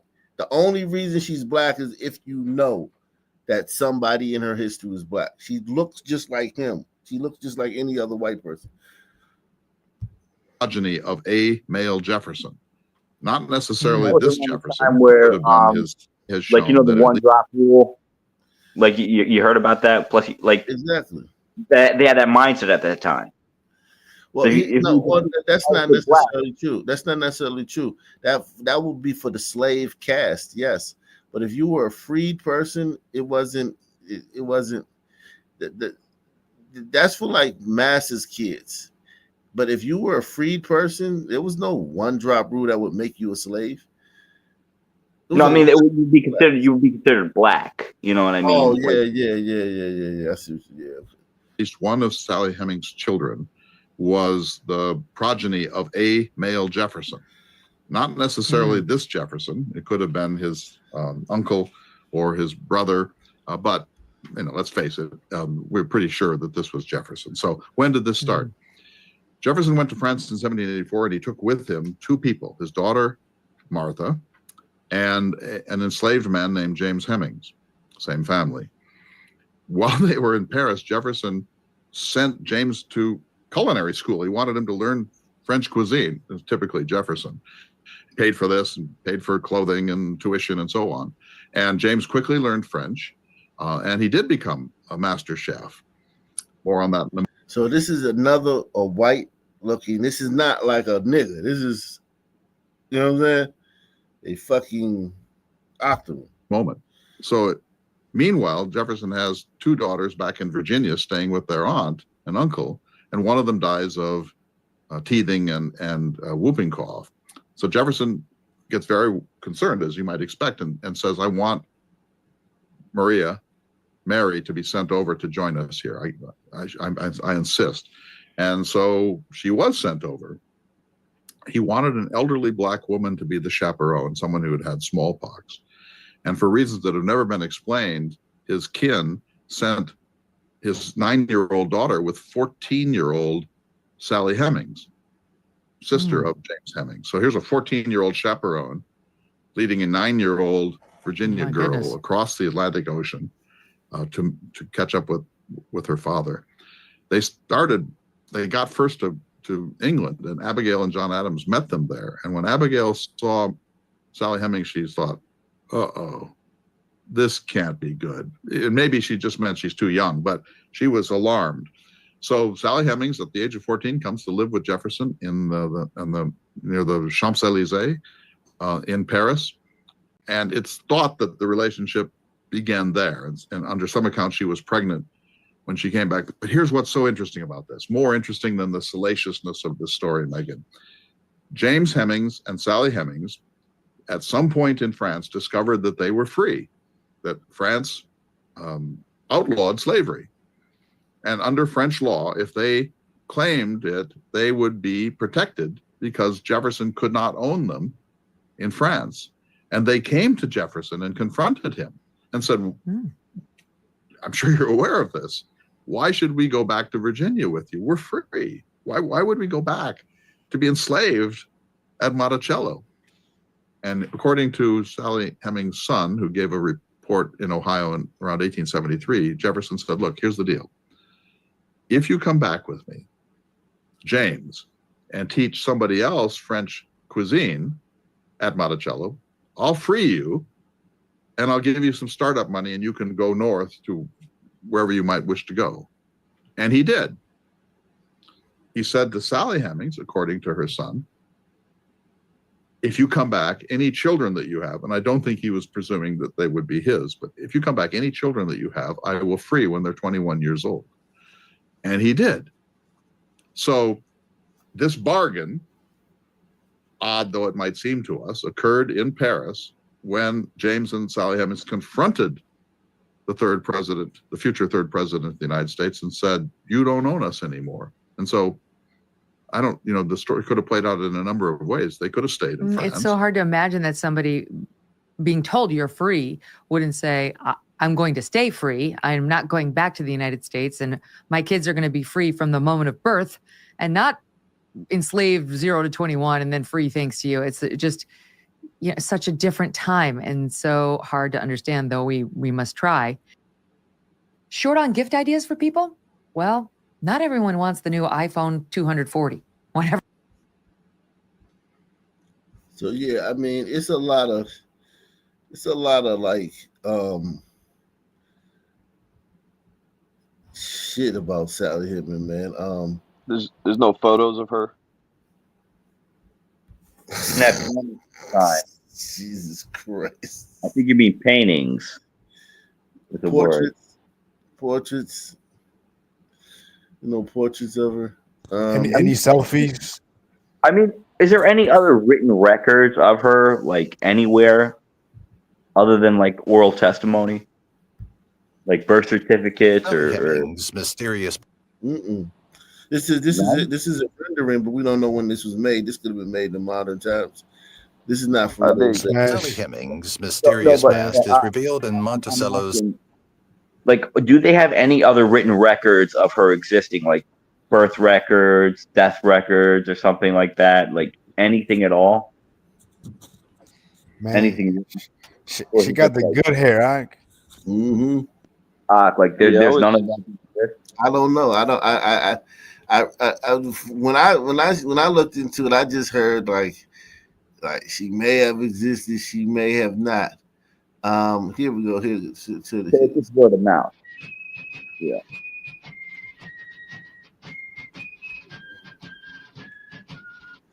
Thomas Jefferson Randolph.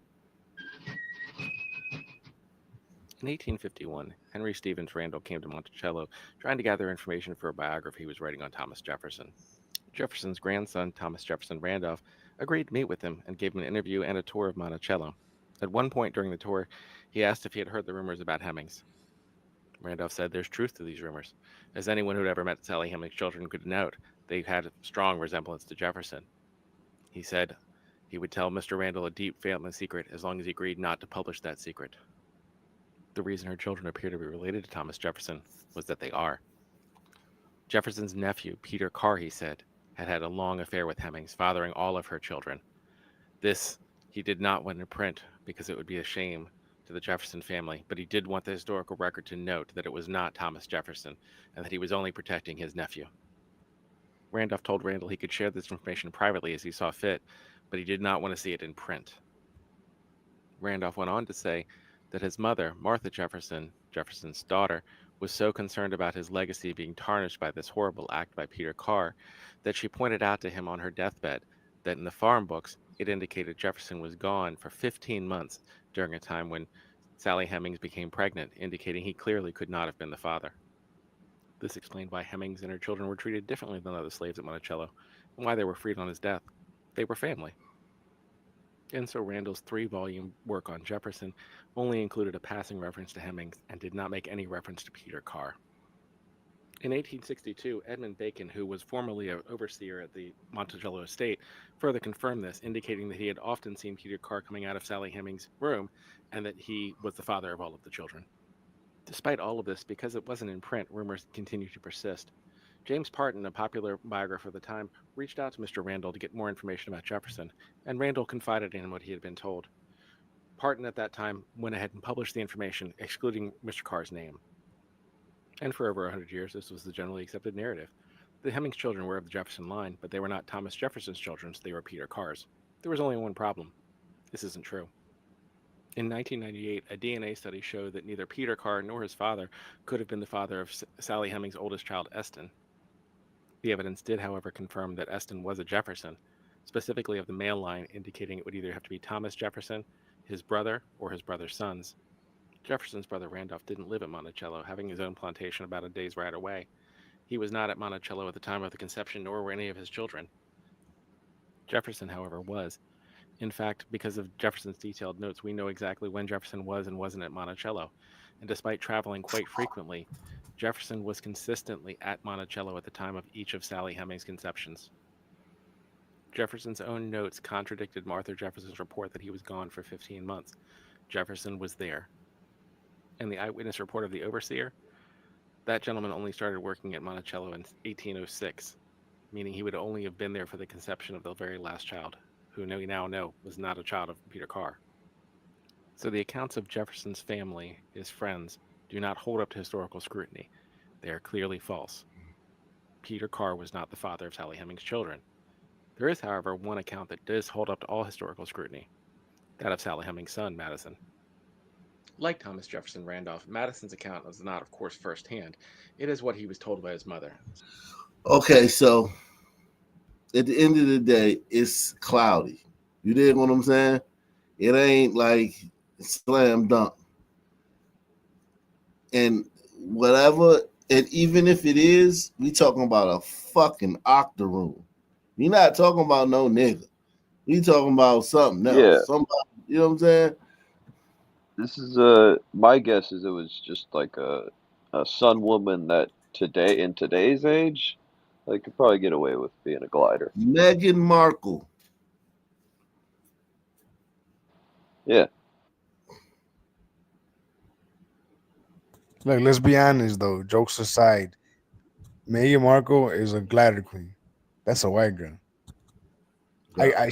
I mean, she could say she's not, and they could say she's not. But come on now. I mean, her mom's black, so her mom's full black. So. Yeah, but like if her mom, like Meghan Markle's kid with Harry. Yeah, you don't think she's a glider, Esric? Meghan Markle? I mean, she's not really. No, I don't think she could pass for one. I mean, like she's a little bit. She's too dark to be a glider, but she's not dark enough to be a sun girl. You know what I mean? Like she's a mixed race person, and it's blatantly obvious she is. You know, that's what I think. Like from the way she looks. Yeah, she's definitely a glider queen. Like, let's keep it a buck. Meghan Markle is not no fucking center. Like I get what Esric is trying. I think what he's trying to say is she's not like a pure Aryan. And yeah, I agree with you. She's not, a pure Aryan or whatever. But that's a glider queen nonetheless, bro. Yeah. She wouldn't pass the test. Yeah. No, I don't think so. I mean, she could pass for Umbrita maybe, but not for glider. That's something. What do you think, KB? Do you think she could pass for a glider?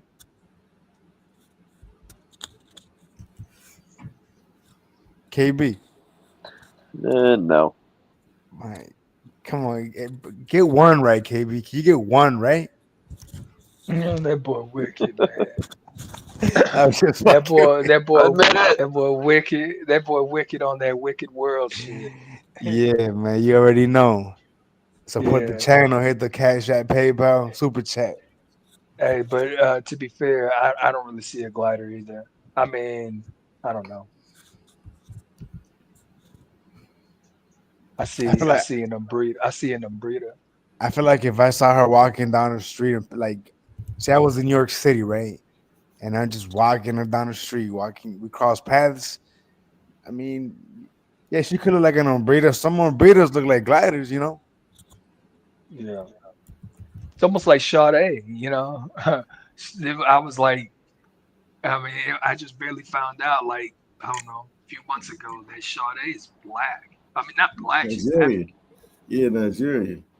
Yeah. Well, hey, let's say the standard is this woman here, Sophie Cunningham, the blondie. Like, yeah, that's a glider. So she's not a glider. What? Sophie Cunningham is a glider. She doesn't look like Sophie Cunningham. She's not a glider. The girl from from basketball. Whoever we were just talking about.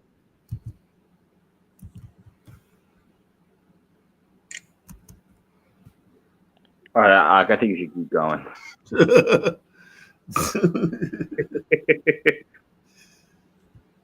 Look, that girl in that painting in the middle picture you have on the screen.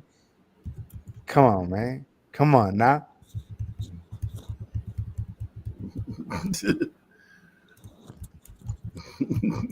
You're gonna tell me you're gonna tell me that's a sister? That's free. That's a whole sister. She's not a whole sister, but you could tell that she's mixed. You can see the sun in her. I mean, the sun is not so pronounced, but you could see traces. You know what, dude? I think I think you're full of shit, dude. I'm sorry, respectfully, you're full of shit, dude. Well, I mean, the picture here. It's a paint. It's a fucking drawing, dude. I think that you just decided that she's not because you know that she has a son. Period. But which is fine, whatever, bro. I mean, I had to take a closer look at it, but like from where. Yeah, it's kind of hard. It's kind of hard to see. But Wicked, I ain't gonna lie, that kind of looks like you making the argument that Kamala is black. Yeah. I mean, I mean Good that call. picture's blurred, but it just kind of just seems like I don't know. I've never really looked at Meghan Markle like that, but every time I used to see her on Suits or whatever, I was Meghan like, Markle's dad was a son, I think. Pull it up, Chief. Let's put it up on the screen. Meghan Markle. Maybe these guys need to, just like a quick reminder, maybe they forgot what she looked like, Shout out to my man. Shout out to my man Boer Nishan. Shout out to you, man. Salute to you, man. Salute to Boer Nation. Bruce Leroy, man. Shout out to Bruce Leroy. Make sure y'all support the channel, man. Support the channel via PayPal, Cash App, Super Chat, man. Sally Hemming talk, man. Only place you want to get Sally Hemming talk, man. Make sure y'all support the channel. So we going to DC, man. DC, man.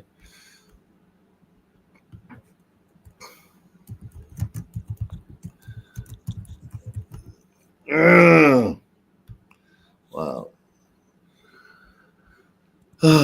Yeah, man. Yeah. Somebody said show up Megan's profile. We'll settle this right here, right now. Meghan Markle. Look for the what you call it, the Prometheus. I think Wicked fell into the propaganda campaign where she tried to really black herself up on Oprah and shit. But I'm saying that she's a glider though. Oh, you're talking about Kamala? Nah. Bro, we're not talking about I thought Kamala, you were saying bro. that. No, I'm talking about Meghan Markle. You're talking about Meghan Markle. You're saying that she's a glider or that she's a son? No, I'm saying that's a whole glider. Yeah, she's a glider. I'm saying she's a glider. I mean, she's a mixed parents, X, Y, and Z, but that's a glider, bro. Yeah, no, it is. I wasn't trying to say that. I wasn't trying to say she was black. I wasn't making that argument. I was saying when I saw her, I always saw a glider. Look at that. Exactly. Yeah, come on. S-Freak. My bad. Apparently I don't know what's going on. S-Freak. Come on, bro. Come on. She doesn't pass as a full glider. I would say close. If you didn't know, time out. You don't know anything about her, and you just see this picture. You don't think that this is a white woman. You don't know anything about her. Let me answer. Hold on. If I didn't know anything about her and I saw her, I would probably guess Ombrita. Yeah. But Ombritas can pass as gliders, though. Yeah, but not her. Like, bro. Okay, how about this, Esri? You wouldn't say black, right? I would say she looks like she's mixed. So you wouldn't say Brazilian or Colombian. I wouldn't say she's pure glider. I wouldn't say she's pure sun. She's not prognostic, but she's not like her face doesn't go down and in. Her jaw doesn't go down and in. But she's not prognostic. She has I don't see prognostism. Nah, but like, And she yeah, would like never I have said, made a big deal. like No, I was about it's to hard. say if she never made a big deal. Go ahead, Esprit. Go ahead. No, I'm saying like like she like she doesn't have like the kinky hair or anything, and like if you look at her nose, it looks like a little longer. But like you could tell, just I don't know how to say it, like just by her eyes or something like that. Like she's mixed. That girl right there with with the guy, that girl right there. You don't think that? Like I just don't think that. I don't believe you. I think if you saw her walking down the street, not stared at her, but if you just saw her, you're walking past, she's there.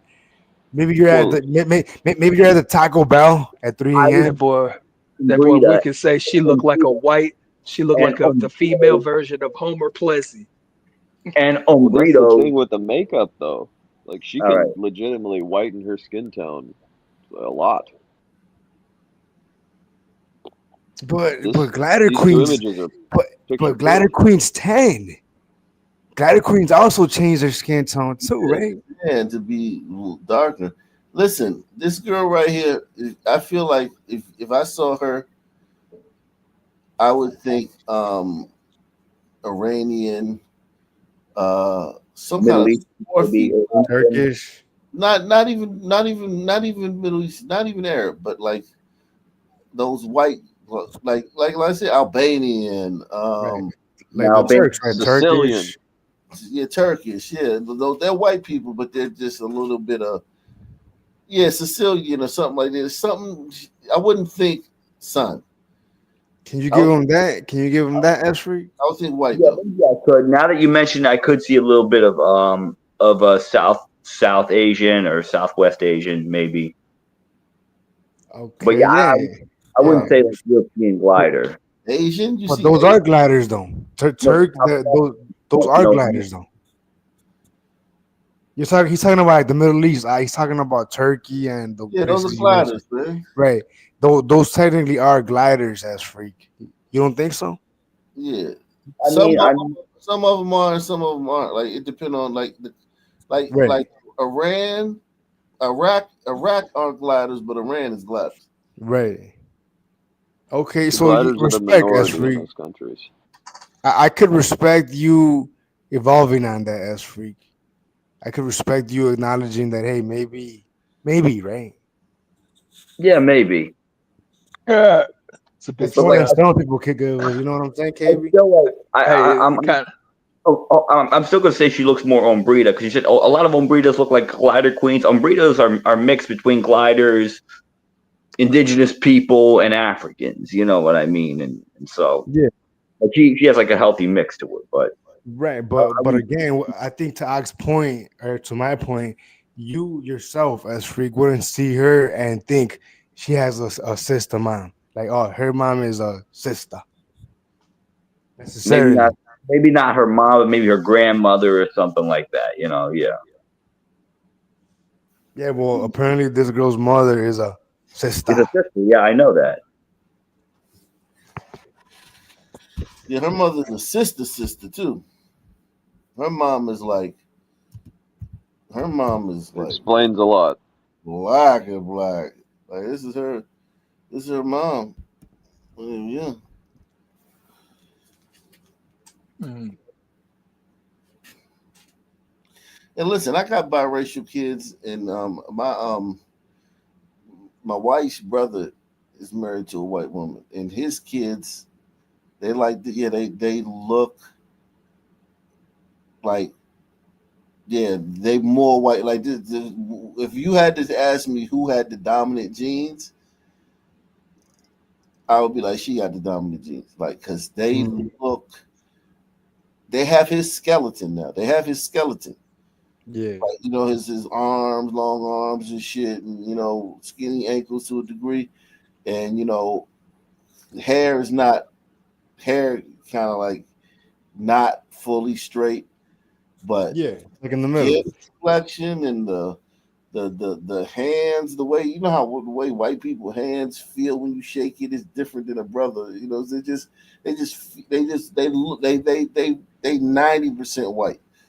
But that's why I always was annoyed when I would hear some people say that their genes were like dominant, like, and they would reference the kids, but I always thought the kids were like in the middle. Like Anything. I feel like the kids look like. I feel like no matter who sons have kids with, the kid look more like whoever they had the kid with. Right, but sons always claim that Asian, they the had. kid look Asian. If it's on burrito, the kid Yeah, looks burrito. If it's white, the kid look white. that's true. That's a good point. That's a very good point actually. When you mentioned the Asians, I don't think they ever. I think sons. I never seen. Rarely. Something a son have a baby with a white girl and they come out looking like me. but but I see what you mean. But even like the Asian one you gave, right?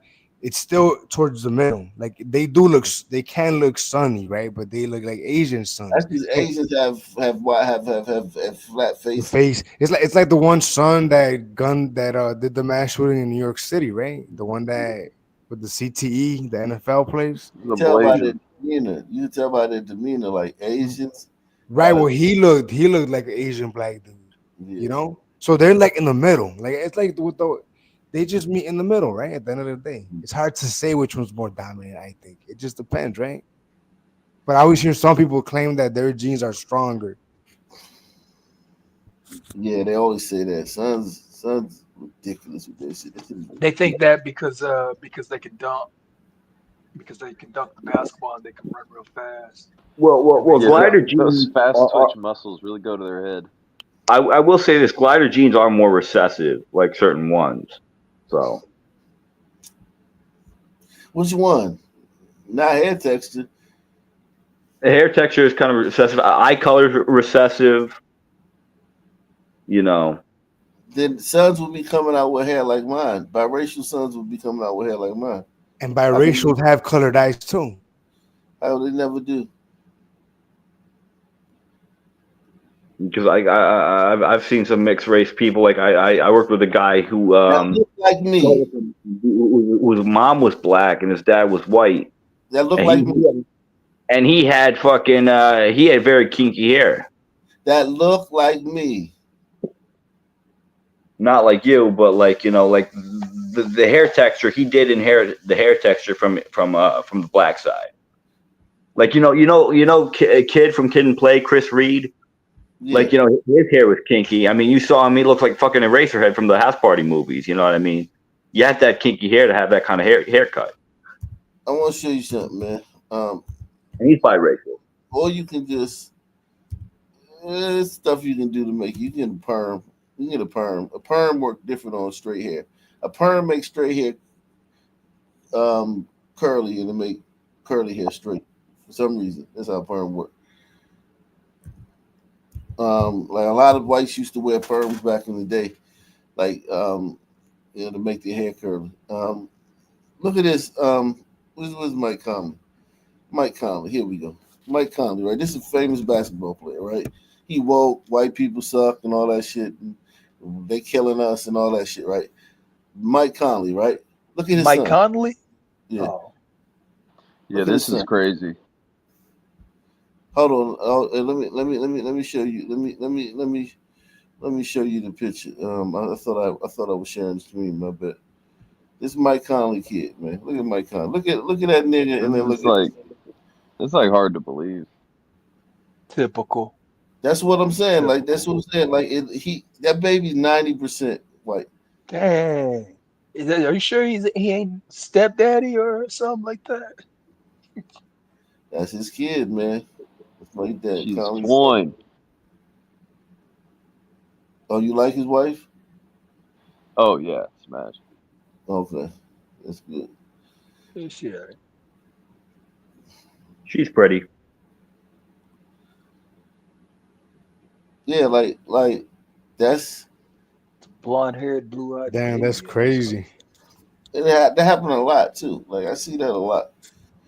I've seen it too. Wow. I never seen them come out looking like me. I never seen this two parents and a baby come out looking like me. I never seen it. Yo, I would need a DNA test if I was him. Ain't no way. Yeah, it's strange. I mean, it's strange, but I don't know. You wouldn't want a DNA test? No, if that was no. you? Oh, yeah. Let me see. Let's see. Let's see how they look now, though. Let's see how they look now. I could just imagine what the race car is gonna be like if that's not his baby. That's what they look like now. So Oh, they starting to. I mean, he has the sun hair, right? It looks like. Yeah. Hair texture, yeah. So that's a dead giveaway right there. Yeah. So they over time they like even my son. Like if you look at my son, he just from my wife being light skinned or red bone as you call it. Just from my wife being light skinned, my daughter she's darker, but my son that motherfucker is light skinned and he got curly hair. My son is light skinned with curly hair, sandy hair, just like my wife. My wife don't even got curly; she got sandy hair, and I got real loose hair at the top. Like I got like the hair on the top of my head. I could never grow dreads because my hair on top of my head is so loose. It don't kink up. So I think that's where he got that shit from, but it's not. But he got the sandiness from her, and he got the looseness from the top of my head. I have no idea how that happened because the rest of my hair, everywhere else except for the top of my hair, this part right here where you put a yarmulke at, everywhere else my hair is fucking so nappy. It's like fucking you could torture me with a comb. But right here at the top is real loose. And So you could wanna comb through it right there. huh? You could like run a comb through the top. You think? Oh yeah. Every barber I ever had said, "Yo, what the fuck?" Like he said, "But I can't figure out your hair grain because it's like you got multiple grains on your head. You have multiple grains. Like it's different. It's like patch, like somebody took a patch from another head and put it on your head." yeah. Yeah, I got kind of something like that because I still have my hair, but I mean, barbers used to tell me this like in my early and mid 20s. They would always tell me like one side when they're fading one side, they'd be like, man, what's going on with this side? I just barely Yeah, cut and it just falls off. I'm like, I don't know, but yeah, I ain't had definitely. that issue in a while. Yeah, my son literally looked like this kid right here, almost like almost. And he like light. My son is a light. Okay, my son, my son, my son is light skinned, Jack. He is light. He's like yeah, he's like my wife. Light skin, man. You could already guess my kid's hair texture. Oh yeah, Bone straight. yeah, definitely. You on Brito, man. Britos, man. Y'all, how do y'all style y'all hair? Y'all use gel, right? Yeah. I use gel, pomade, whatever. All Yeah. these. Yeah, anything. Y'all hair is it's like y'all get a haircut and shit. That motherfucker, you could count them shits, man. Count your hair. Y'all get like a little fade and shit. Like if you sitting Yeah. behind the ombrito on the fucking bus, you could just if you want to pass the time, you could count the hairs on his head. I know the gliders have more like wavy hair, right? Yeah, it's much different. Ombrito hair is a little thicker, Is underway Is in it? I Is it think. really? I don't think so. I think it's straight. You can tell Yeah, I would think he your never glider. banged. He never banged on Breeder. You can tell. Well, No, I'm no, saying Ombrito. do have very thick hair. I'll give him that. Yeah. But guys, I think glider man hair looks thicker to me. I think on Breeders have because y'all curl their hair. A lot of Glider, them curl their glider hair. men's hair is a little softer, I would say. Like that's the word I was looking for than Ombrito man's hair. That's what I would say. Like when on Breedo hair get wet, you can still run a comb through. When glider hair get wet, you can't run a comb through. Yeah, we could for sure. They gliders can't. Is that true? S Freak. I mean, I had a hard time. I'm not sure. Yeah, I ours mean, is not a problem I at mean, all. like right when the gliders get out the shower, man, their hair be a fucking mess, man. And then once Yeah, it's dry, it be straight again. But when Brito hair get wet, that shit's still like the same. yeah, it's like less rough than glider hair, I would imagine. Yeah. So is Asians too. Asian and Umbrito hair is very similar. It's like the buzz, like the buzz cut, like when y'all shit cut low. When y'all shit cut low, you can see your scalp through your hair and shit. well, Umbritos are basically like descended from Asians, you know. Yeah, But definitely, without a doubt. But they've been over here so long. They not they not. The thing about it is they lost that math gene. Like they lost the math gene. They lost the chill out gene. Like The study, the study yeah gene. the But you know the compose Umbritos got a mix of it was everything, warmer, right? that's why. the compose Maybe gene. when they threw in the sun DNA, it was over with, you know. Yeah, y'all not composed. Them Asians, they composed, man. They keep it cool at all times, man. You never see an Asian lose his cool, man. Right. I mean, yeah, not at the rate that Yeah, Umbritos do. that's very true. Yeah, not Like at the rates of anybody. like we have seen Tiger men delete their families, but not as often as Yeah, other men. Yeah, but even if he yeah. delete his family, he not like gonna be acting crazy Over the doing top with it. He gonna do it Turn himself methodically. in. Yeah, he Yeah, gonna do it methodically. He he'll gonna probably he like gonna put a bound sword to it. He'll put a like sword to his stomach. Yeah. like when the cops arrive, while he'll probably while bow to the dealing. cops. Yeah, exactly. You're not gonna see a crazy homeless Asian dude kirking out on the bus acting crazy. No, dude, if I was to see that, bro, I would have to fucking pinch myself. I would not believe it if I saw it, dude. Yeah. No, but I got a friend in Hawaii. He says like, you know, they got a meth problem out there, The and he says Tigers like, do? what? The Tigers have a meth problem in Hawaii? Yeah, like, you know, he said like he saw like he's like, I've never seen so many strung out Asians before. Wow. But I wonder. Yeah, I mean, don't get me wrong, they susceptible to drugs, Yeah, I mean, alcohol, and all that shit. They susceptible to all that shit. gambling. Yeah, gambling, yeah, definitely. Anything vice, but they and I'm sure gambling has something to do with how smart they are. They probably feel Yeah, like they can maybe. win that shit. I can see that. I can see Yeah. that being tied to that somehow. Because when you can do math the way they do math, The nigga beat it. The yeah, you odds. probably feel like you probably yeah, you look at a game of chance. Like when we look at a game of chance, we just it don't we just like a monkey with a We deck just of do cards, it. just doing it. They probably look at it like, yo, I could really win this shit. All you gotta do is, you know what I'm saying? Like they calculating all that shit. Yeah. they come up Look, with man, I systems. just gotta throw out that I know the nation and I appreciate this discussion, man. The honesty of it, right? Support the Yeah. channel. Yeah, man. Yeah, man. Now they just sitting back scooping up game. Motherfuckers learning game. How to, you know what I'm saying? They never heard before. And they scooping it up and they ain't supporting the channel. That's crazy. But salute to let's see, let's get a deep Nation's capital as federal law enforcement ramps up patrols. This as President Donald Trump threatens to take control of the city.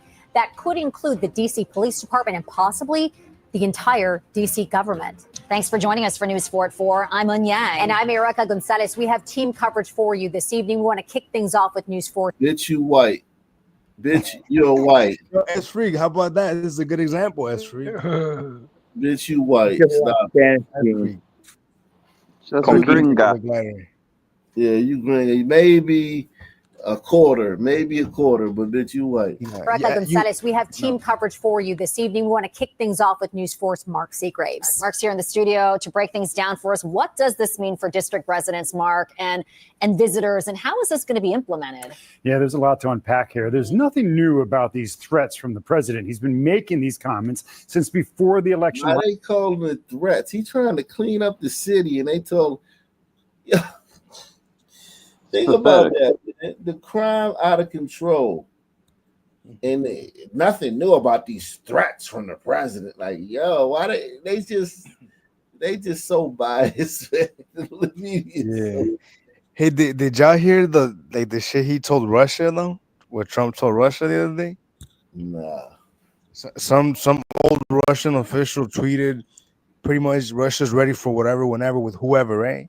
And Trump responded in a tweet. He pretty much said, "Man, we got the submarines in position. Man, we're ready. The nuclear Man, submarines are Trump's ready." all he's doing is sending mean tweets. Then that shit don't mean But shit. okay? So you think the president saying we got the nuclear submarines in position, ready? You think that's like nothing? I think, I do 2025, think it's baby. nothing.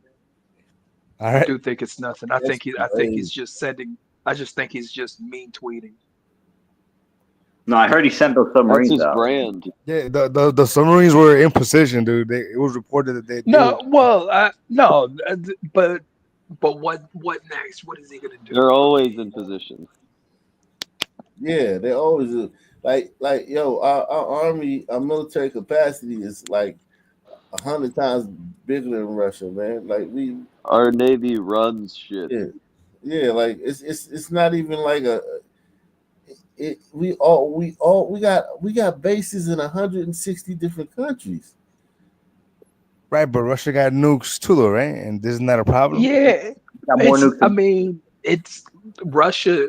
All Russia's gonna do is call Donald Trump's bluff, and Donald Trump knows it. There ain't shit he's gonna do. They're gonna fold to his. All right. What do you mean, No, Cole? they're not gonna. I mean, they're just gonna continue to do business with China and Iran, and whatever it is they're gonna do, whatever moves they So you're make. saying it doesn't seems matter? like It they're. doesn't. I'm saying it seems like alliances are already being made, and Donald Trump is sitting here sending mean tweets about it like he's really gonna do something. Yeah, I mean, and tag. I don't know. I mean, I guess, man. I don't know. Man, Because how much you I gotta mean, do to prove to you that he a man of action? Like, I'm not saying well, he's gonna do anything rash, like, cause they're a superpower too. But like, he ain't like no fucking pump faker. He say he gonna do something, he do it. Like, you acting like Donald Trump is just like some fucking bullshitter or something. yeah. He's Let's a just action, man. Last year, well, but after a full What? Especially for Israel. Yeah, I well, mean, yeah, well, hey, we're gonna get some action right there. But if we're talking about for America's interest, I mean, let me and Russia's definitely not America's interest, but it's some other people's interest. So, still makes me wonder if he's gonna do it. Which, why would he do it? I mean, America totally doesn't want to smoke with Russia, ever. I mean, the truth is, like, Trump wouldn't want to be the one to initiate a nuclear war. Nobody wants to be the one to make the first strike on that. You don't know? think so? Yeah, well, Trump would What makes you say definitely be that? Trump would definitely be the one to love to say this to kick what off. make- Clearly, he doesn't really give a shit about ending all wars. He's basically saying anything is on the table. He's just letting them know that, you know, I mean, like, he's not going to initiate it, but he's saying if they act up, we're going to respond. That's what he's saying. Heard of peace through strength? Yeah, that's exactly what he's doing. Like I mean, like, yeah, sounds more like what Israel's doing. You just you know what I'm saying? Like, you don't have to. Like, it's kind of like, why do you have to keep, if you the big boy on the block, right? Why you gotta fight every day? Like, dudes should already know. They should already It's know peace through overwhelming force. Exactly, but like the prospect of overwhelming force, not even overwhelming force, just the prospect. But again, man, mind you, this stems from some old Russian official tweeting something, and that, I mean, does that is Dmitry Medvedev? Come on, man. What else is going on behind the scenes? Who are you talking about, William? You don't know what else. Yeah, there was they said there was some like old Russian official that tweeted. He's not old. His name is Dmitry Probably Medvedev. at least know who it President is. of Russia at one point in time and prime minister. Yeah, I'll give you that, KB. I don't know the person's name, date of birth, or where they were born at, but I read that. But you know they're Russian. I don't even know if they were Russian, truth be told. Then why did you bring it up? They said he was a Russian official, but he could be I don't know, Canadian or something, right? No, they didn't say it was Wicked. I'm telling you what it is. You don't listen. His name is Dmitry Medvedev. He was president of Russia at one point in time and prime minister, and now he's on the Russian Security Council over there. He made those tweets, and then Donald Trump responded back. That's what happened. This is some old. Okay, so you think you think that's tweets. appropriate? You think that makes sense for him to do all that? I shit mean, did? Donald Trump also said about Thomas Massey, get this bum out of office. Thomas Massey is not out of office, but he still said it. He just talks shit, especially whenever he gets the call to talk the shit.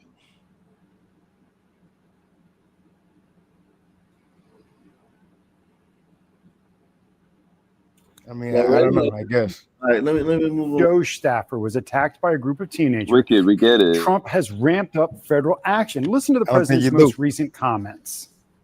We have a capital that's Trump very deported unsafe. your We cousin, just bro. I'm almost sorry. lost a young man, He deported me. beautiful, handsome guy that He did not deport got the the cousin. hell knocked out of him. Yeah, shut the fuck Yeah, up, I did KB. make that up. Video playing, kid. Wicked, if you don't stop Downforce, talking, I'm what gonna does send this that mean for over to your district house, residents? man. I'm not playing. Yo, me too. This evening, we want to kick things off with News 4's Mark Seagraves. Mark's here in the studio to break things down for us. What does this mean for district residents, Mark, and visitors, and how is this going to be implemented? Yeah, there's a lot to unpack here. There's nothing new about these threats from the president. He's been making these comments since before the election last year. But after a former DOJ staffer was attacked by a group of teenagers, Trump has ramped up federal action. Listen to the president's most recent comments. We have a capital that's very unsafe. We just almost lost a young man, beautiful, handsome guy that got the hell knocked out of him the night before last. We're going to do something about it. So whether you call it federalized or what, and that also includes the graffiti that you see, the papers all over the place, the roads that are in bad shape, the medians that are falling down, the median in between roads that's falling down. We're going to beautify the city. We're going to make it beautiful. And what a shame. The rate of crime, the rate of muggings, killings, and everything else, we're not going to let it. And that includes bringing in the National Guard, maybe very quickly, too. So to be clear, crime in the district is down in just about every single category there is, and there has been no activation. Yeah, but fuck Todd, are you safe? Like, so if carjackings are down 13% and robberies are down 8%, like you can't feel that. You can't feel that if you walk in the streets of DC. Yo, I just saw a video by Tim Pool. He said that a DC police commander just got recently in trouble for cooking the books on the crime stats. They always do that. Good call, that's free. They always do that. They do it. They reclassify stuff. Like police come out to a call, man. Say they come out to a call. Say we break into a house, right? And the homeowner comes home and we leave before we get to steal something. Do you think they classify that as a burglary? Hell nah. They don't, because they don't have to. You know what I'm saying? The only crime stat that they can't cook is murder. Because you have a body there. That's Exactly. why. Physical body. And in DC, there's no self-defense law. So you have a physical body, strict gun laws, no self-defense law. So you can't cook that. But they would if they could. If they had like a self-defense law or something shit like that, they would cook it, but they can't. Also, another thing is people don't report crimes as much because they feel like, there's no point in doing so. That's another thing. It's about whether people actually report the crimes too. Well, here's the thing. it's when they talk about down, right? Like you gotta understand, down is anything less than the one before. You know what I'm saying? And also too, when you have a year like when you have like 4 years where like murder been through the roof, it take the streets time to the streets lost a lot of soldiers. Sometimes it's everybody's dead and everybody's in jail for murder. So it's like the street may hit a lull on its own. You see that with certain neighborhoods, like some neighborhoods, like task force come through, pick up all the fucking real knuckleheads and shit, and then the neighborhood's like, cool for a little, while until the young boys, you know what I'm saying, step up. A lot of times it's just that. It's just like, like bunch of like 400, like 300 people got killed last year. 300 people got killed the year before. 300 people, and now what? 260 people get killed this year. Murder's down. Like, nah, it's just like everybody dead. You gotta get the streets time to recuperate. Includes bringing in the National Guard, maybe very quickly too. So to be clear, crime in the district is down in just about every single category there is, and there has been no activation of the D.C. National Guard. But there was a conference call last night with local and federal law enforcement and the Make D.C. Safe and Beautiful task force. Sources familiar with that call tell me there was a lack of specificity and coordination during the call. There was not a clear game plan concerning deployments and responsibilities other than a directive to federal agencies to increase patrols in high visibility areas of the city. We do know the U.S. Park Police is the lead police agency. And while Park Police did not respond to a request for comment from us, Park Police did put out this tweet showing some guns and drugs that were confiscated the other night. ATF also tweeted about the same incident near Georgia Avenue. But so far, there's no evidence of any surge in arrests last night as a result of the deployment of federal police. So I'm curious here. You call 911. Who shows up? And then do the federal police have the same jurisdiction authority that the local D.C. police would have? Yeah, so not all police departments in D.C. are created equal. There are dozens of federal police departments with varying degrees of jurisdiction. That doesn't mean you can ignore an Amtrak officer if you're miles away from the train station. This is likely why Park Police are the lead agency. U.S. Park Police have broad authority in D.C. and the region. So what is likely to happen, you'd have one federal agency that would make a stop. And if they determine an arrest is warranted, they would request assistance from Park Police or MPD. As for who will show up when you call for help, that will still be MPD. The DC's 911 call center deploys DC police, not federal police. Unless the call comes in, say, from Rock Creek Park, then that call would be transferred to Park Police for dispatch. Oh, thanks for clarifying that for us, because I was wondering why U.S. Park Police as a lead agency. Mark, the president has already reiterated his threat to take over control of the D.C. government. You warned about this before the election. Is that going to become a reality anytime soon, though? So those threats always have to be taken seriously, particularly with a president who doesn't always obey the courts and a Republican House and Senate that has shown its willingness to interfere with local D.C. affairs. We know, of course, the mayor has really towed this delicate balance with trying to run her city as well as trying to keep open lines of communication with the president. Notably, we have not heard from her or Council Chair Phil Mendelssohn. What do you make of that? So they smart. Don't talk shit to Trump. She's smart. She don't want to get no pissing match with Trump. You kidding? Crazy. Night 7 News pressing for an update from President Trump on his next moves for the safety of the district. Thank you for being with us here at 11 o'clock. I'm Josh Chapin. It comes after a 19-year-old DOJ employee was attacked this week by a group of teenagers in Northwest. We have chosen to blur this image due to the violent nature of the attack. President Trump threatened to take over the district if crime concerns are not addressed. Our Washington, D.C. reporter Felicia Ashley tells us about what federal actions we've seen so far and what's on the way from the White House. Just a few hours ago, President Donald Trump announced on social media that there will be a press conference at the White House on Monday. He says it will stop violent crime in Washington, D.C. At the start of this week, the White House announced that it's increasing the presence of federal law enforcement at major tourist locations and hotspots. It started Friday morning. It's a push from President Donald Trump. He says D.C., quote, has been plagued by violent crime for far too long. Today, the president doubled down on D.C. with his press conference announcement saying it will, quote, essentially stop violent crime in Washington, D.C., adding, it has become one of the most dangerous cities anywhere in the world. It will soon be one of the safest. Thank you for your attention to this matter. These are the rules of the D.C. Council. They've got to be changed. We've got to have the ability to let young people know that they're going to be accountable. Thursday, recently confirmed U.S. Attorney for D.C. Jeanine Pirro directed the D.C. Council to get rid of D.C. laws she says are too lenient on juveniles who commit crimes. I'm not trying to do anything vis-a-vis Brian Schwab. All I want to do is clean up D.C. That's why the president put me here. Friday night, 7 News received the results from the White House on the president's direction for the federal law enforcement presence. The White House called it a great success after deploying 15 local and federal agencies. 2 stolen firearms and illegal drugs were found, shown in this photo shared by the U.S. Park Police. And 7 News learned Republican Representative from Florida Byron Donalds presented this bill, the D.C. Crimes Act. It gives Congress more control over D.C. and prohibits council from creating or changing certain laws about crime.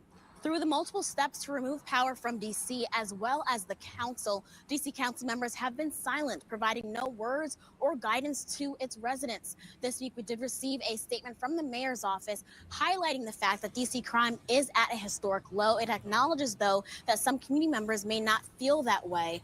And the mayor's office says that it knows there is more work to be done. For now, reporting from the Washington, D.C. Bureau, Felicia Ashley, 7 News. Felicia, thank you. All week, 7 News has reached out to Mayor Bowser's office, as Felicia mentioned, regarding crime in the district, and the response has been no comment. We understand the mayor will be addressing this for the first time tomorrow morning. We'll let you know and keep you posted on what she says all day, and of course on our website at WJLA.com. We also have to note this. Crime in the district is down across the board. You see the stats there on your screen from the MPD. Look at all those red down arrows. None of that means anything when you're in DC. Like certain neighborhoods, man, in certain areas, it just you can't tell. You just cannot tell. It's 7% all crime. Like when they add them all up, it's only 7%. It's so negligible.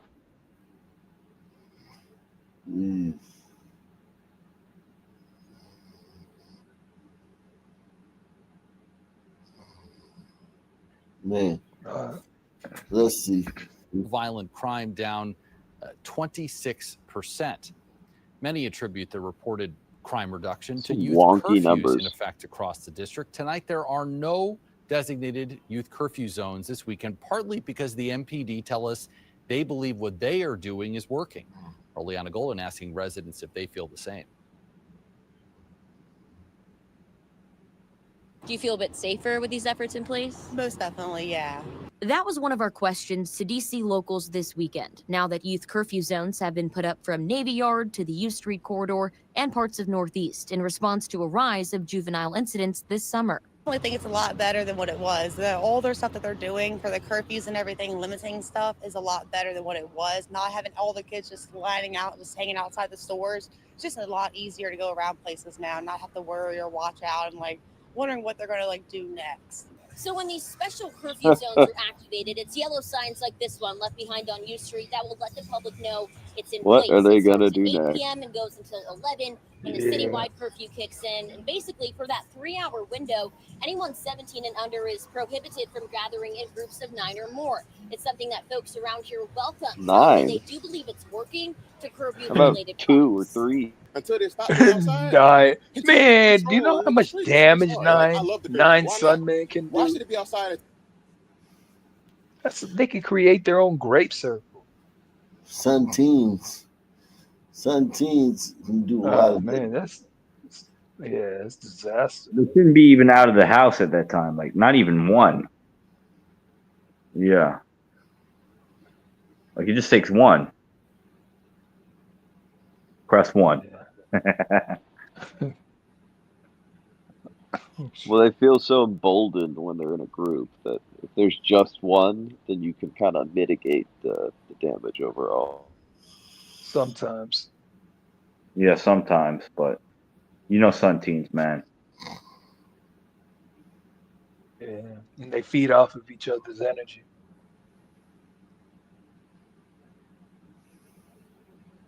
Like a pack of wolves. Oh yeah, I they think they get Oc's caught up probably in some listening right now, really hard, taking it in. Is that Oxley? Oh yeah. Huh.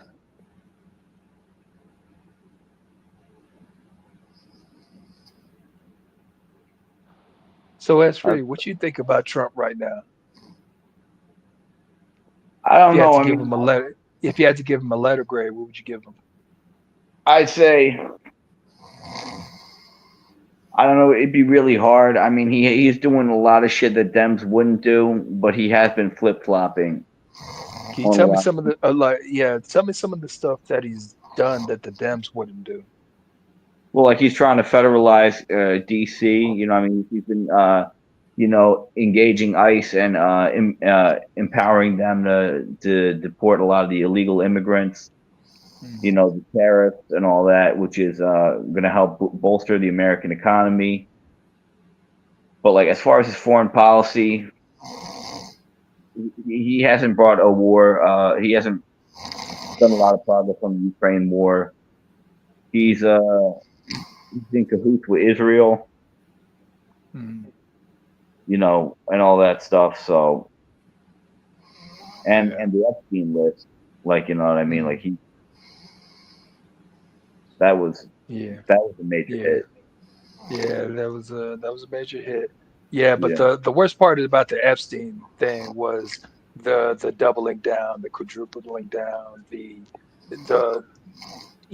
the crash out for Trump. Maybe in about 5 years, I might be able to respect the fact that he stayed loyal to his group of pedophile friends, because maybe that's what it's all about, being loyal to the master to the master that pays. But it it takes a hit. I mean, now even Chris Christie said something that made sense. Chris Christie said, "Well, this is all Trump's fault because he ran a campaign on transparency." I So mean, he did declassify a lot of things, like the Kennedy files and all that other stuff. But like, Most but presidents do that. Nobody really cares. yeah, because like that's after the fact. Like, you know what I mean? So, but like, if he were to declassify the Epstein stuff, it would create such a collapse that there's no way he could do that in a controlled manner. Like, yeah, so I it is had kind look. I'm just reading the comments. Somebody said you wouldn't even known about Epstein if it wasn't for Trump. If not for Trump. People have known about And Epstein for all 20 I years, I 30 didn't. years. Hey, look, I ain't know shit about that was like a Epstein. conspiracy. When I found out about, I didn't know about Epstein until I heard. Well, of course, I remember I watched some Netflix documentary about him, and then I saw something about, and then what's his name, Bongino and Cash Patel, like they're just making it seem like this is just such a honeypot. And I understand what Epstein was. Any of y'all watch a TV series, The Shield? You remember The Shield? It came on FX. Yeah, I heard of it. Yeah. Okay, it's a great series. But anyway, towards the end, there was this dude. He pretty much had what they called it a black box. And basically, in that black box, it was just full of nothing but a bunch of senators and very important people getting caught up in some real incriminating shit, no matter what it Yeah, was. that's the game. And Epstein was Yeah, just one right. of Yeah, many and so information what? brokers. One of many. Yeah, and for Trump to just sit here and completely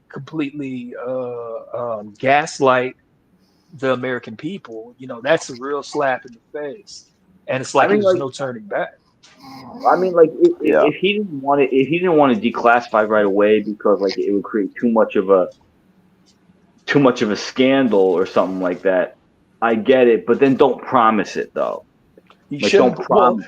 Don't get our hopes up. Technically, he didn't promise it. He said yes in an apprehensive way, but towards when it got closer to, he was saying things like, "Oh, well, I kind of have to take into account of the people who, I can't remember what he said. It might have been on Theo Vaughn, but he mentioned that he was acting apprehensive about the Epstein thing. So I really wasn't worried about it. It was just the complete blunder. That's what killed me. And then Yeah. Yeah. there's like a whole bunch of other stuff like in between that. Now you got this natural disaster thing, where if you denounce Israel, you won't get relief from a natural disaster. It's really Oh, you can't criticize Israel. It's illegal. Yeah, I think so I think he made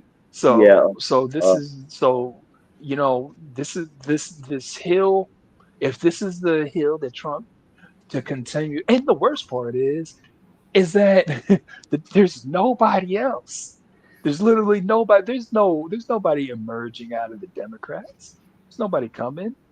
So it's literally J.D. Vance or motherfucker Marco Rubio. It's insane, and it's gonna be more of the same. What are they gonna sit here and say? We are gonna release that Epstein files. We are gonna push for what is it? Ending dual citizenship. What are they gonna do? They're gonna say all that just to go back and do nothing. Like, so I don't know what's gonna happen. I mean, who knows? Maybe.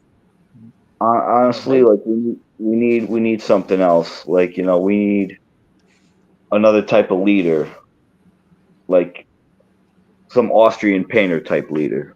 If you get what I'm Well, saying. yeah. Well, I mean, yeah, Hey, but that guys, let's if you keep it have that real kind of here. leader, We yeah, I know. If say you have all that the kind, time on this good. show, no solutions.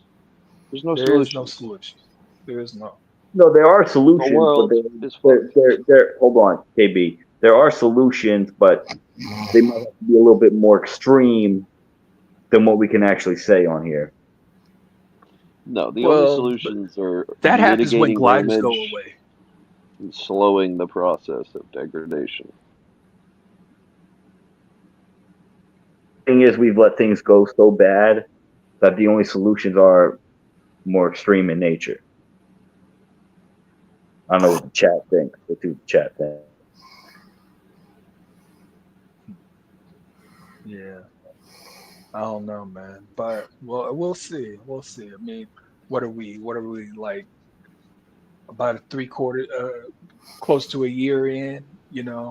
I ain't seen none. I mean, the gas prices. I mean, I don't know. My wife pays for all the groceries, and she's not saying that groceries have gone up, but she damn sure said that they haven't gone down. So I mean, Yeah, everything's still the same. I mean, I'm It's still the in same. Seattle's like I think the highest inflation in the country, and it's pretty much petered off. Like it hasn't gone up, so I'll give Trump that. Mm. Yeah, yeah, yeah. But he's whatever, whatever. I mean, he's still our guy. But there's only one group of people that are very happy with the way things are going right now. Yeah, it's pretty typical, Yeah, it would be Yep. the Juice Crew, right? Yep. The people that write at the Daily Wire and apparently the people that write at the Daily Mail and Blaze Media, all of them, huh? they're And the all New York happy. Post And the media and all that Yeah. other and the shit. New York And Times and Mark Levin. and the commissioner of the NBA. Yeah, he's gonna be happy. It seems like Triple H is happy. He did something with the WWE. But I don't know, man. I don't know. I see that he backtracked on the whole. I remember him saying something about making IVFs affordable. I see that he backtracked on that. What's that now? There was something how he campaigned on making IVF treatment for people trying to conceive. He was trying to make that. He said he was going to come in and make it affordable or something like that. That is Somebody some asked off the him. wall shit. Yeah, well, that's what he said. Well, that's what he said. That's what he said during his campaign. Uh, and he basically backtracked on that, saying, "Nah, we got no plans for that at this time."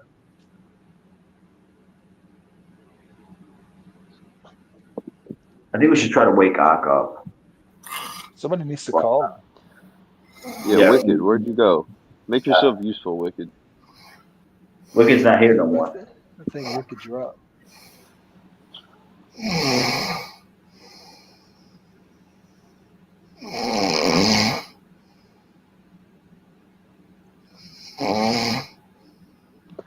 What's Ock dreaming about right now?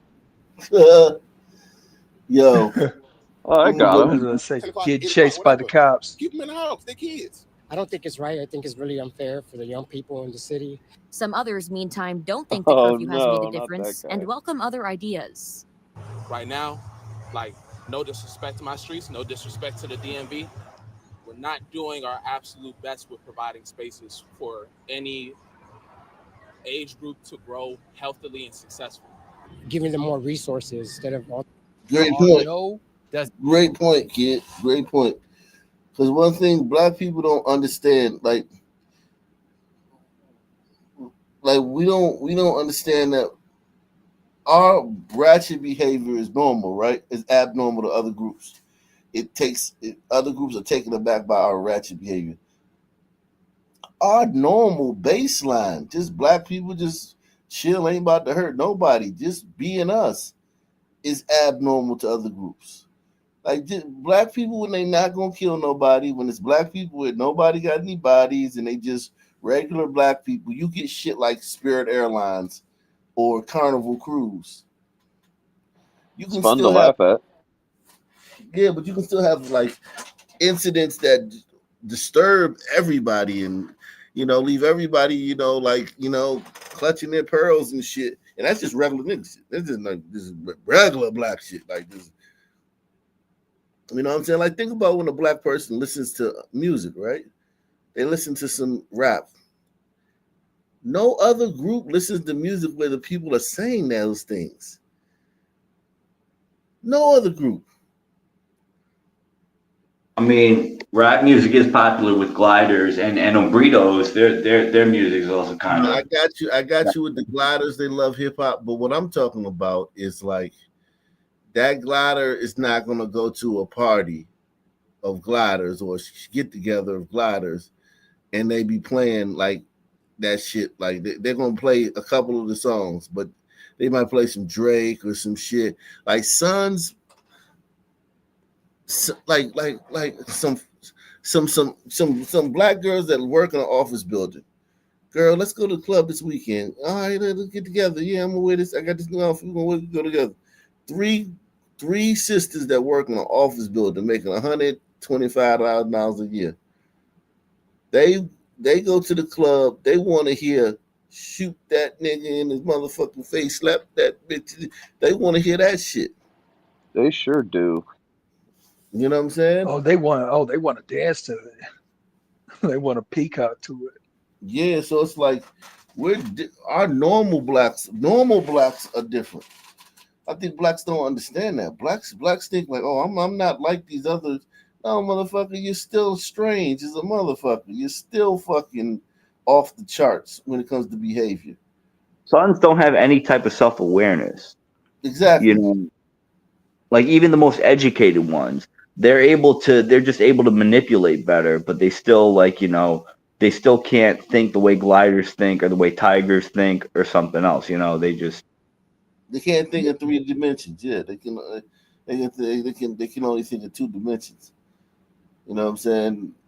They can only if something goes wrong, it can only be because you're racist, and it can only be because of my skin color.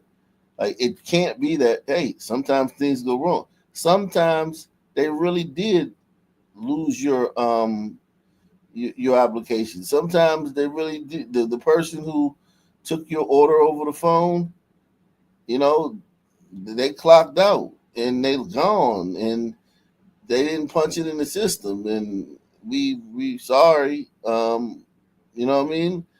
Sons don't believe anything bad could ever happen without it being racist to them when a glide is involved. Because they think they're the center of the world. Exactly. But that's very base thinking. You're not thinking in multiple dimensions. You're only thinking about yourself, which is easy. That's very easy to do. You're only thinking about yourself. You're not considering anyone. You're not considering all these. You're not juggling all these different possibilities. You only think about yourself. Designated youth curfew zones this weekend, partly because the MPD tell us they believe what they are doing is working. Orleana Golden asking residents if they feel the same. Juvenile curfew zone. Just think about this shit. Where is there one place you have to have a juvenile curfew for white kids? One. Just one place. One city. Hey, you know, white kids, not even saying that they're killing anybody, just white kids being white, skating too late. And I heard out in the Gilbert Goons in Arizona. Yeah, right. Yeah, I remember that story. That story is crazy. Yeah, but you know what I'm saying? Like, it wasn't. That was one incident, right? We're not talking about like we're talking about one incident where nobody got killed, right? But son teens, it's like the mafia can't keep up with. If you had the mob in your town and you just compared the mob's crimes to son teens crime, son teens would blow the mob out the water. The mob ain't killing 40 motherfuckers a year in just one city. The mob ain't, beating up 100 people at random playing a knockout game. Well, the mafia, they're more organized, and also they're not very random. Like, the mafia understands that the more stuff you do, like, it draws more attention to yourself, and that's not what the mob's about. Yeah, but they are to a degree. They're like they got a bunch of hotheads. They're Italians. They got a bunch of, the different families, different guys got this and extorting motherfuckers, and you know how messy. Yeah, they're extorting every store in the neighborhood. Yeah, that shit is messy, man. You gotta, you know what I'm saying? But they know how to get away with it. They at least they kill people, but they dispose their bodies. Like I've said, they're more organized. Sons, they're just more chaotic, and that's what I'm trying to say. Yeah. But also, the mafia, like, they don't just do things at random, or they don't just Also, the mafia is also a lot smaller too, but they're more effective. Yeah, but like, it's not a good comparison. The Sun teens in DC are doing more shit than the whole mob in the United States combined. The whole mob from sea to shining sea ain't dropping as many bodies as the kids in DC. They're not doing as many carjackings as just the kids in DC. Many robberies, many assaults. They're not doing that. The mob coast to coast.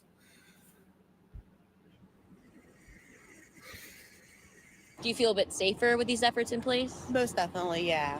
That was one of our questions to DC locals this weekend. When I look at these people right here, right,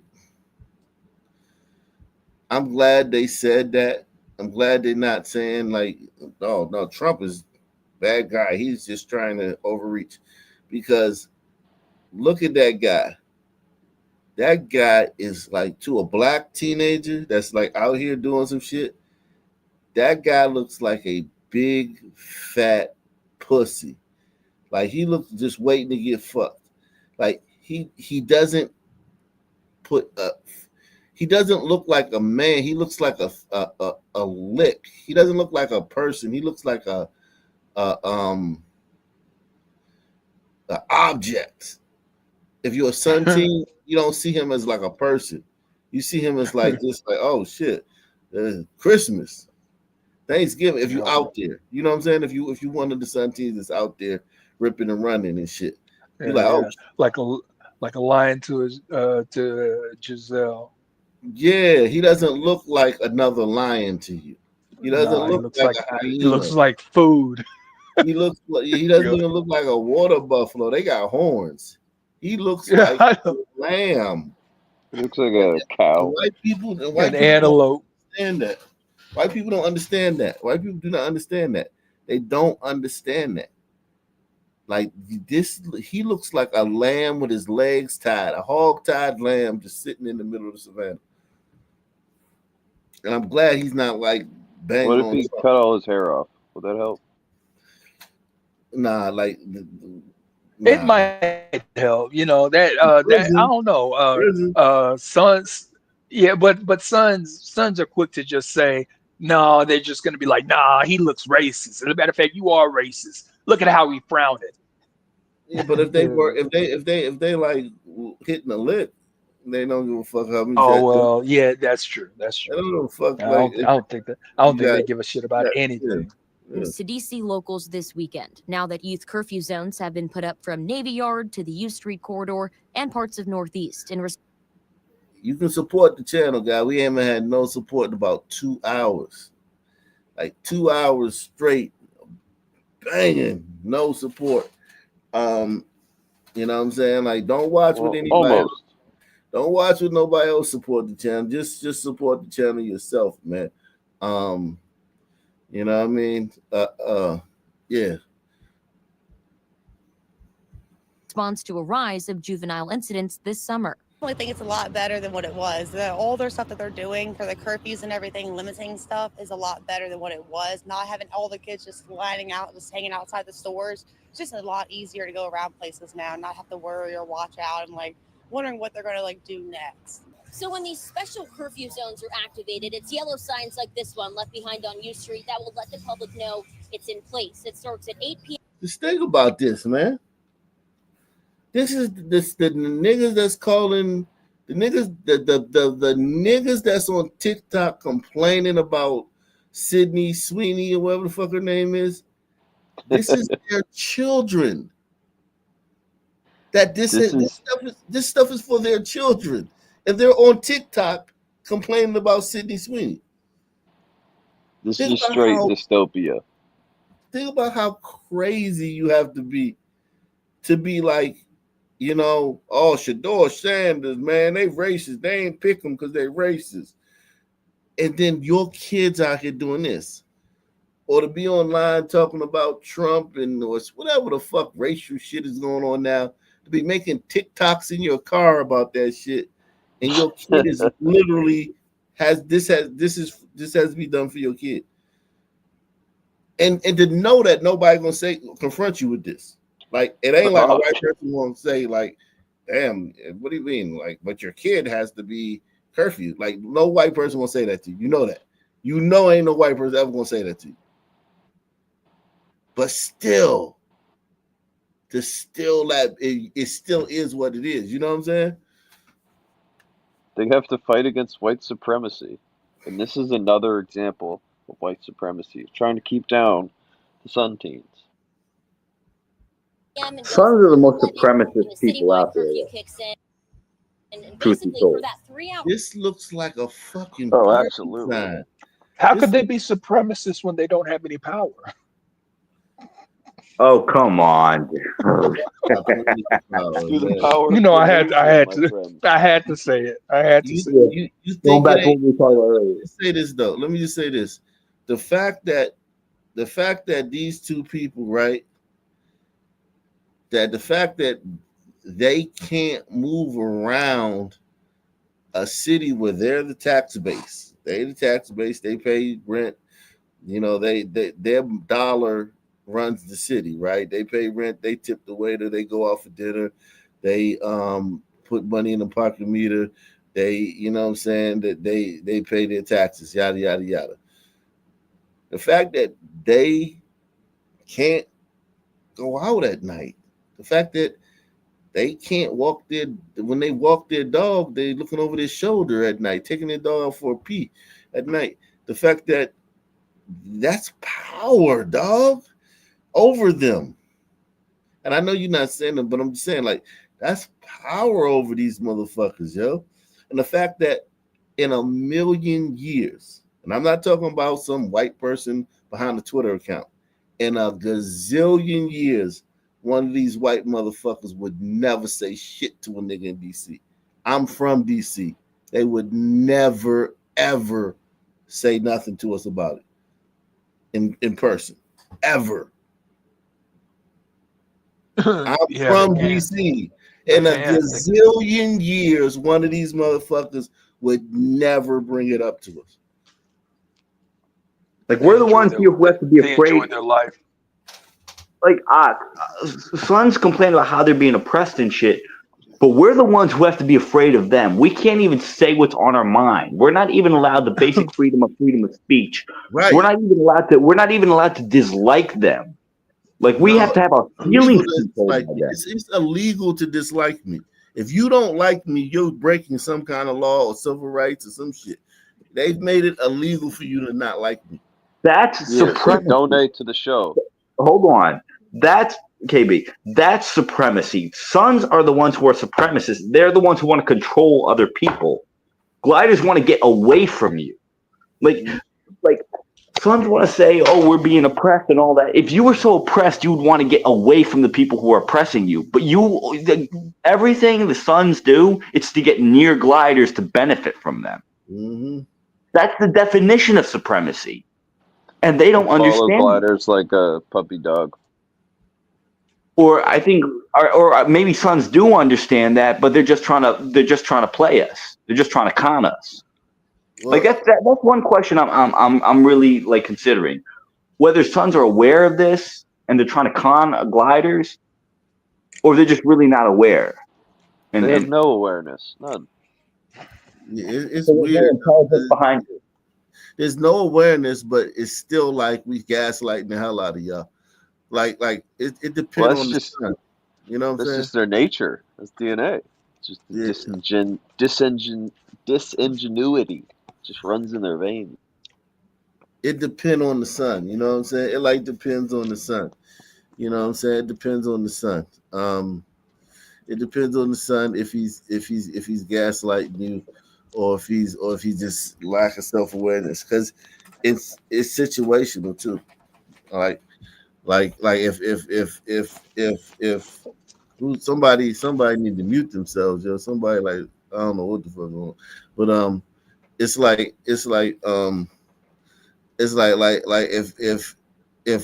about to get fired, like if S Freak about to walk into my office and fire me, okay, I'm gaslighting you because I know immediately you about to fire me. So yeah, racist, civil rights. You did this to me. I'm calling my lawyer because y'all racist and y'all fire me because I'm black. That's gaslighting. But then just if there's nothing immediate pressing, then it's just like fucking just like first person player shit. You know what I'm saying? Lack of self-awareness. Wait, I got a question for you. You said that sons would look at that glider man like food. How would they look at that glider woman?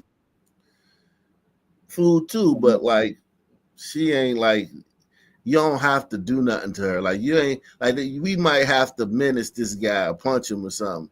We'd just walk up on her and just give me that shit. You know what I'm saying? Like, but him, we might have to, like, he might, hey man, pack up, or you know what I'm saying, something like this. And we might have to like. They wouldn't try to rape her or anything. Well, it depends. Like, I mean, a lot of sons ain't really down for the whole like strong arm rape. There's guys that do that.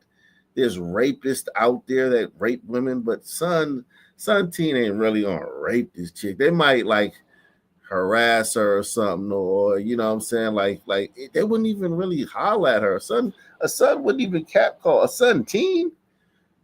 She's a little on the older side. She's more of just a robbery victim or somebody that's going to be made to feel uncomfortable by son behavior. Like we on the train and we swinging on the fucking bars and we rapping loud and we, you know what I'm saying, slap boxing each other and we all in everybody's personal space, and she's sitting there trying her hardest not to say nothing, and she also scared to get up and go on another train because that'll be rude too, so she just sit there and endure it the whole ride without saying anything. And that's the type of shit she'll go through. You know what I'm saying? Hey, they would press her to see if they could run a train on her. Nah, not really. Nah, Just ain't to no son. fuck with her. Yeah, ain't no son. Ain't no son's really gonna say nothing to her like that. Like that's like fucking like son teens is really like if she was younger maybe, but I mean like this is a grown ass woman. They gonna look at her like a grown woman. Like they're just gonna be like if you gotta understand like all son behavior ain't necessarily son teen behavior ain't necessarily crime. Like it's two crews that's like see each other on a bus and they just shouting obscenities at each other and threatening each other and reaching for their waist, and you sitting right there with your fucking scrolling IG and shit, hoping these motherfuckers don't shoot each other. You know what I'm saying?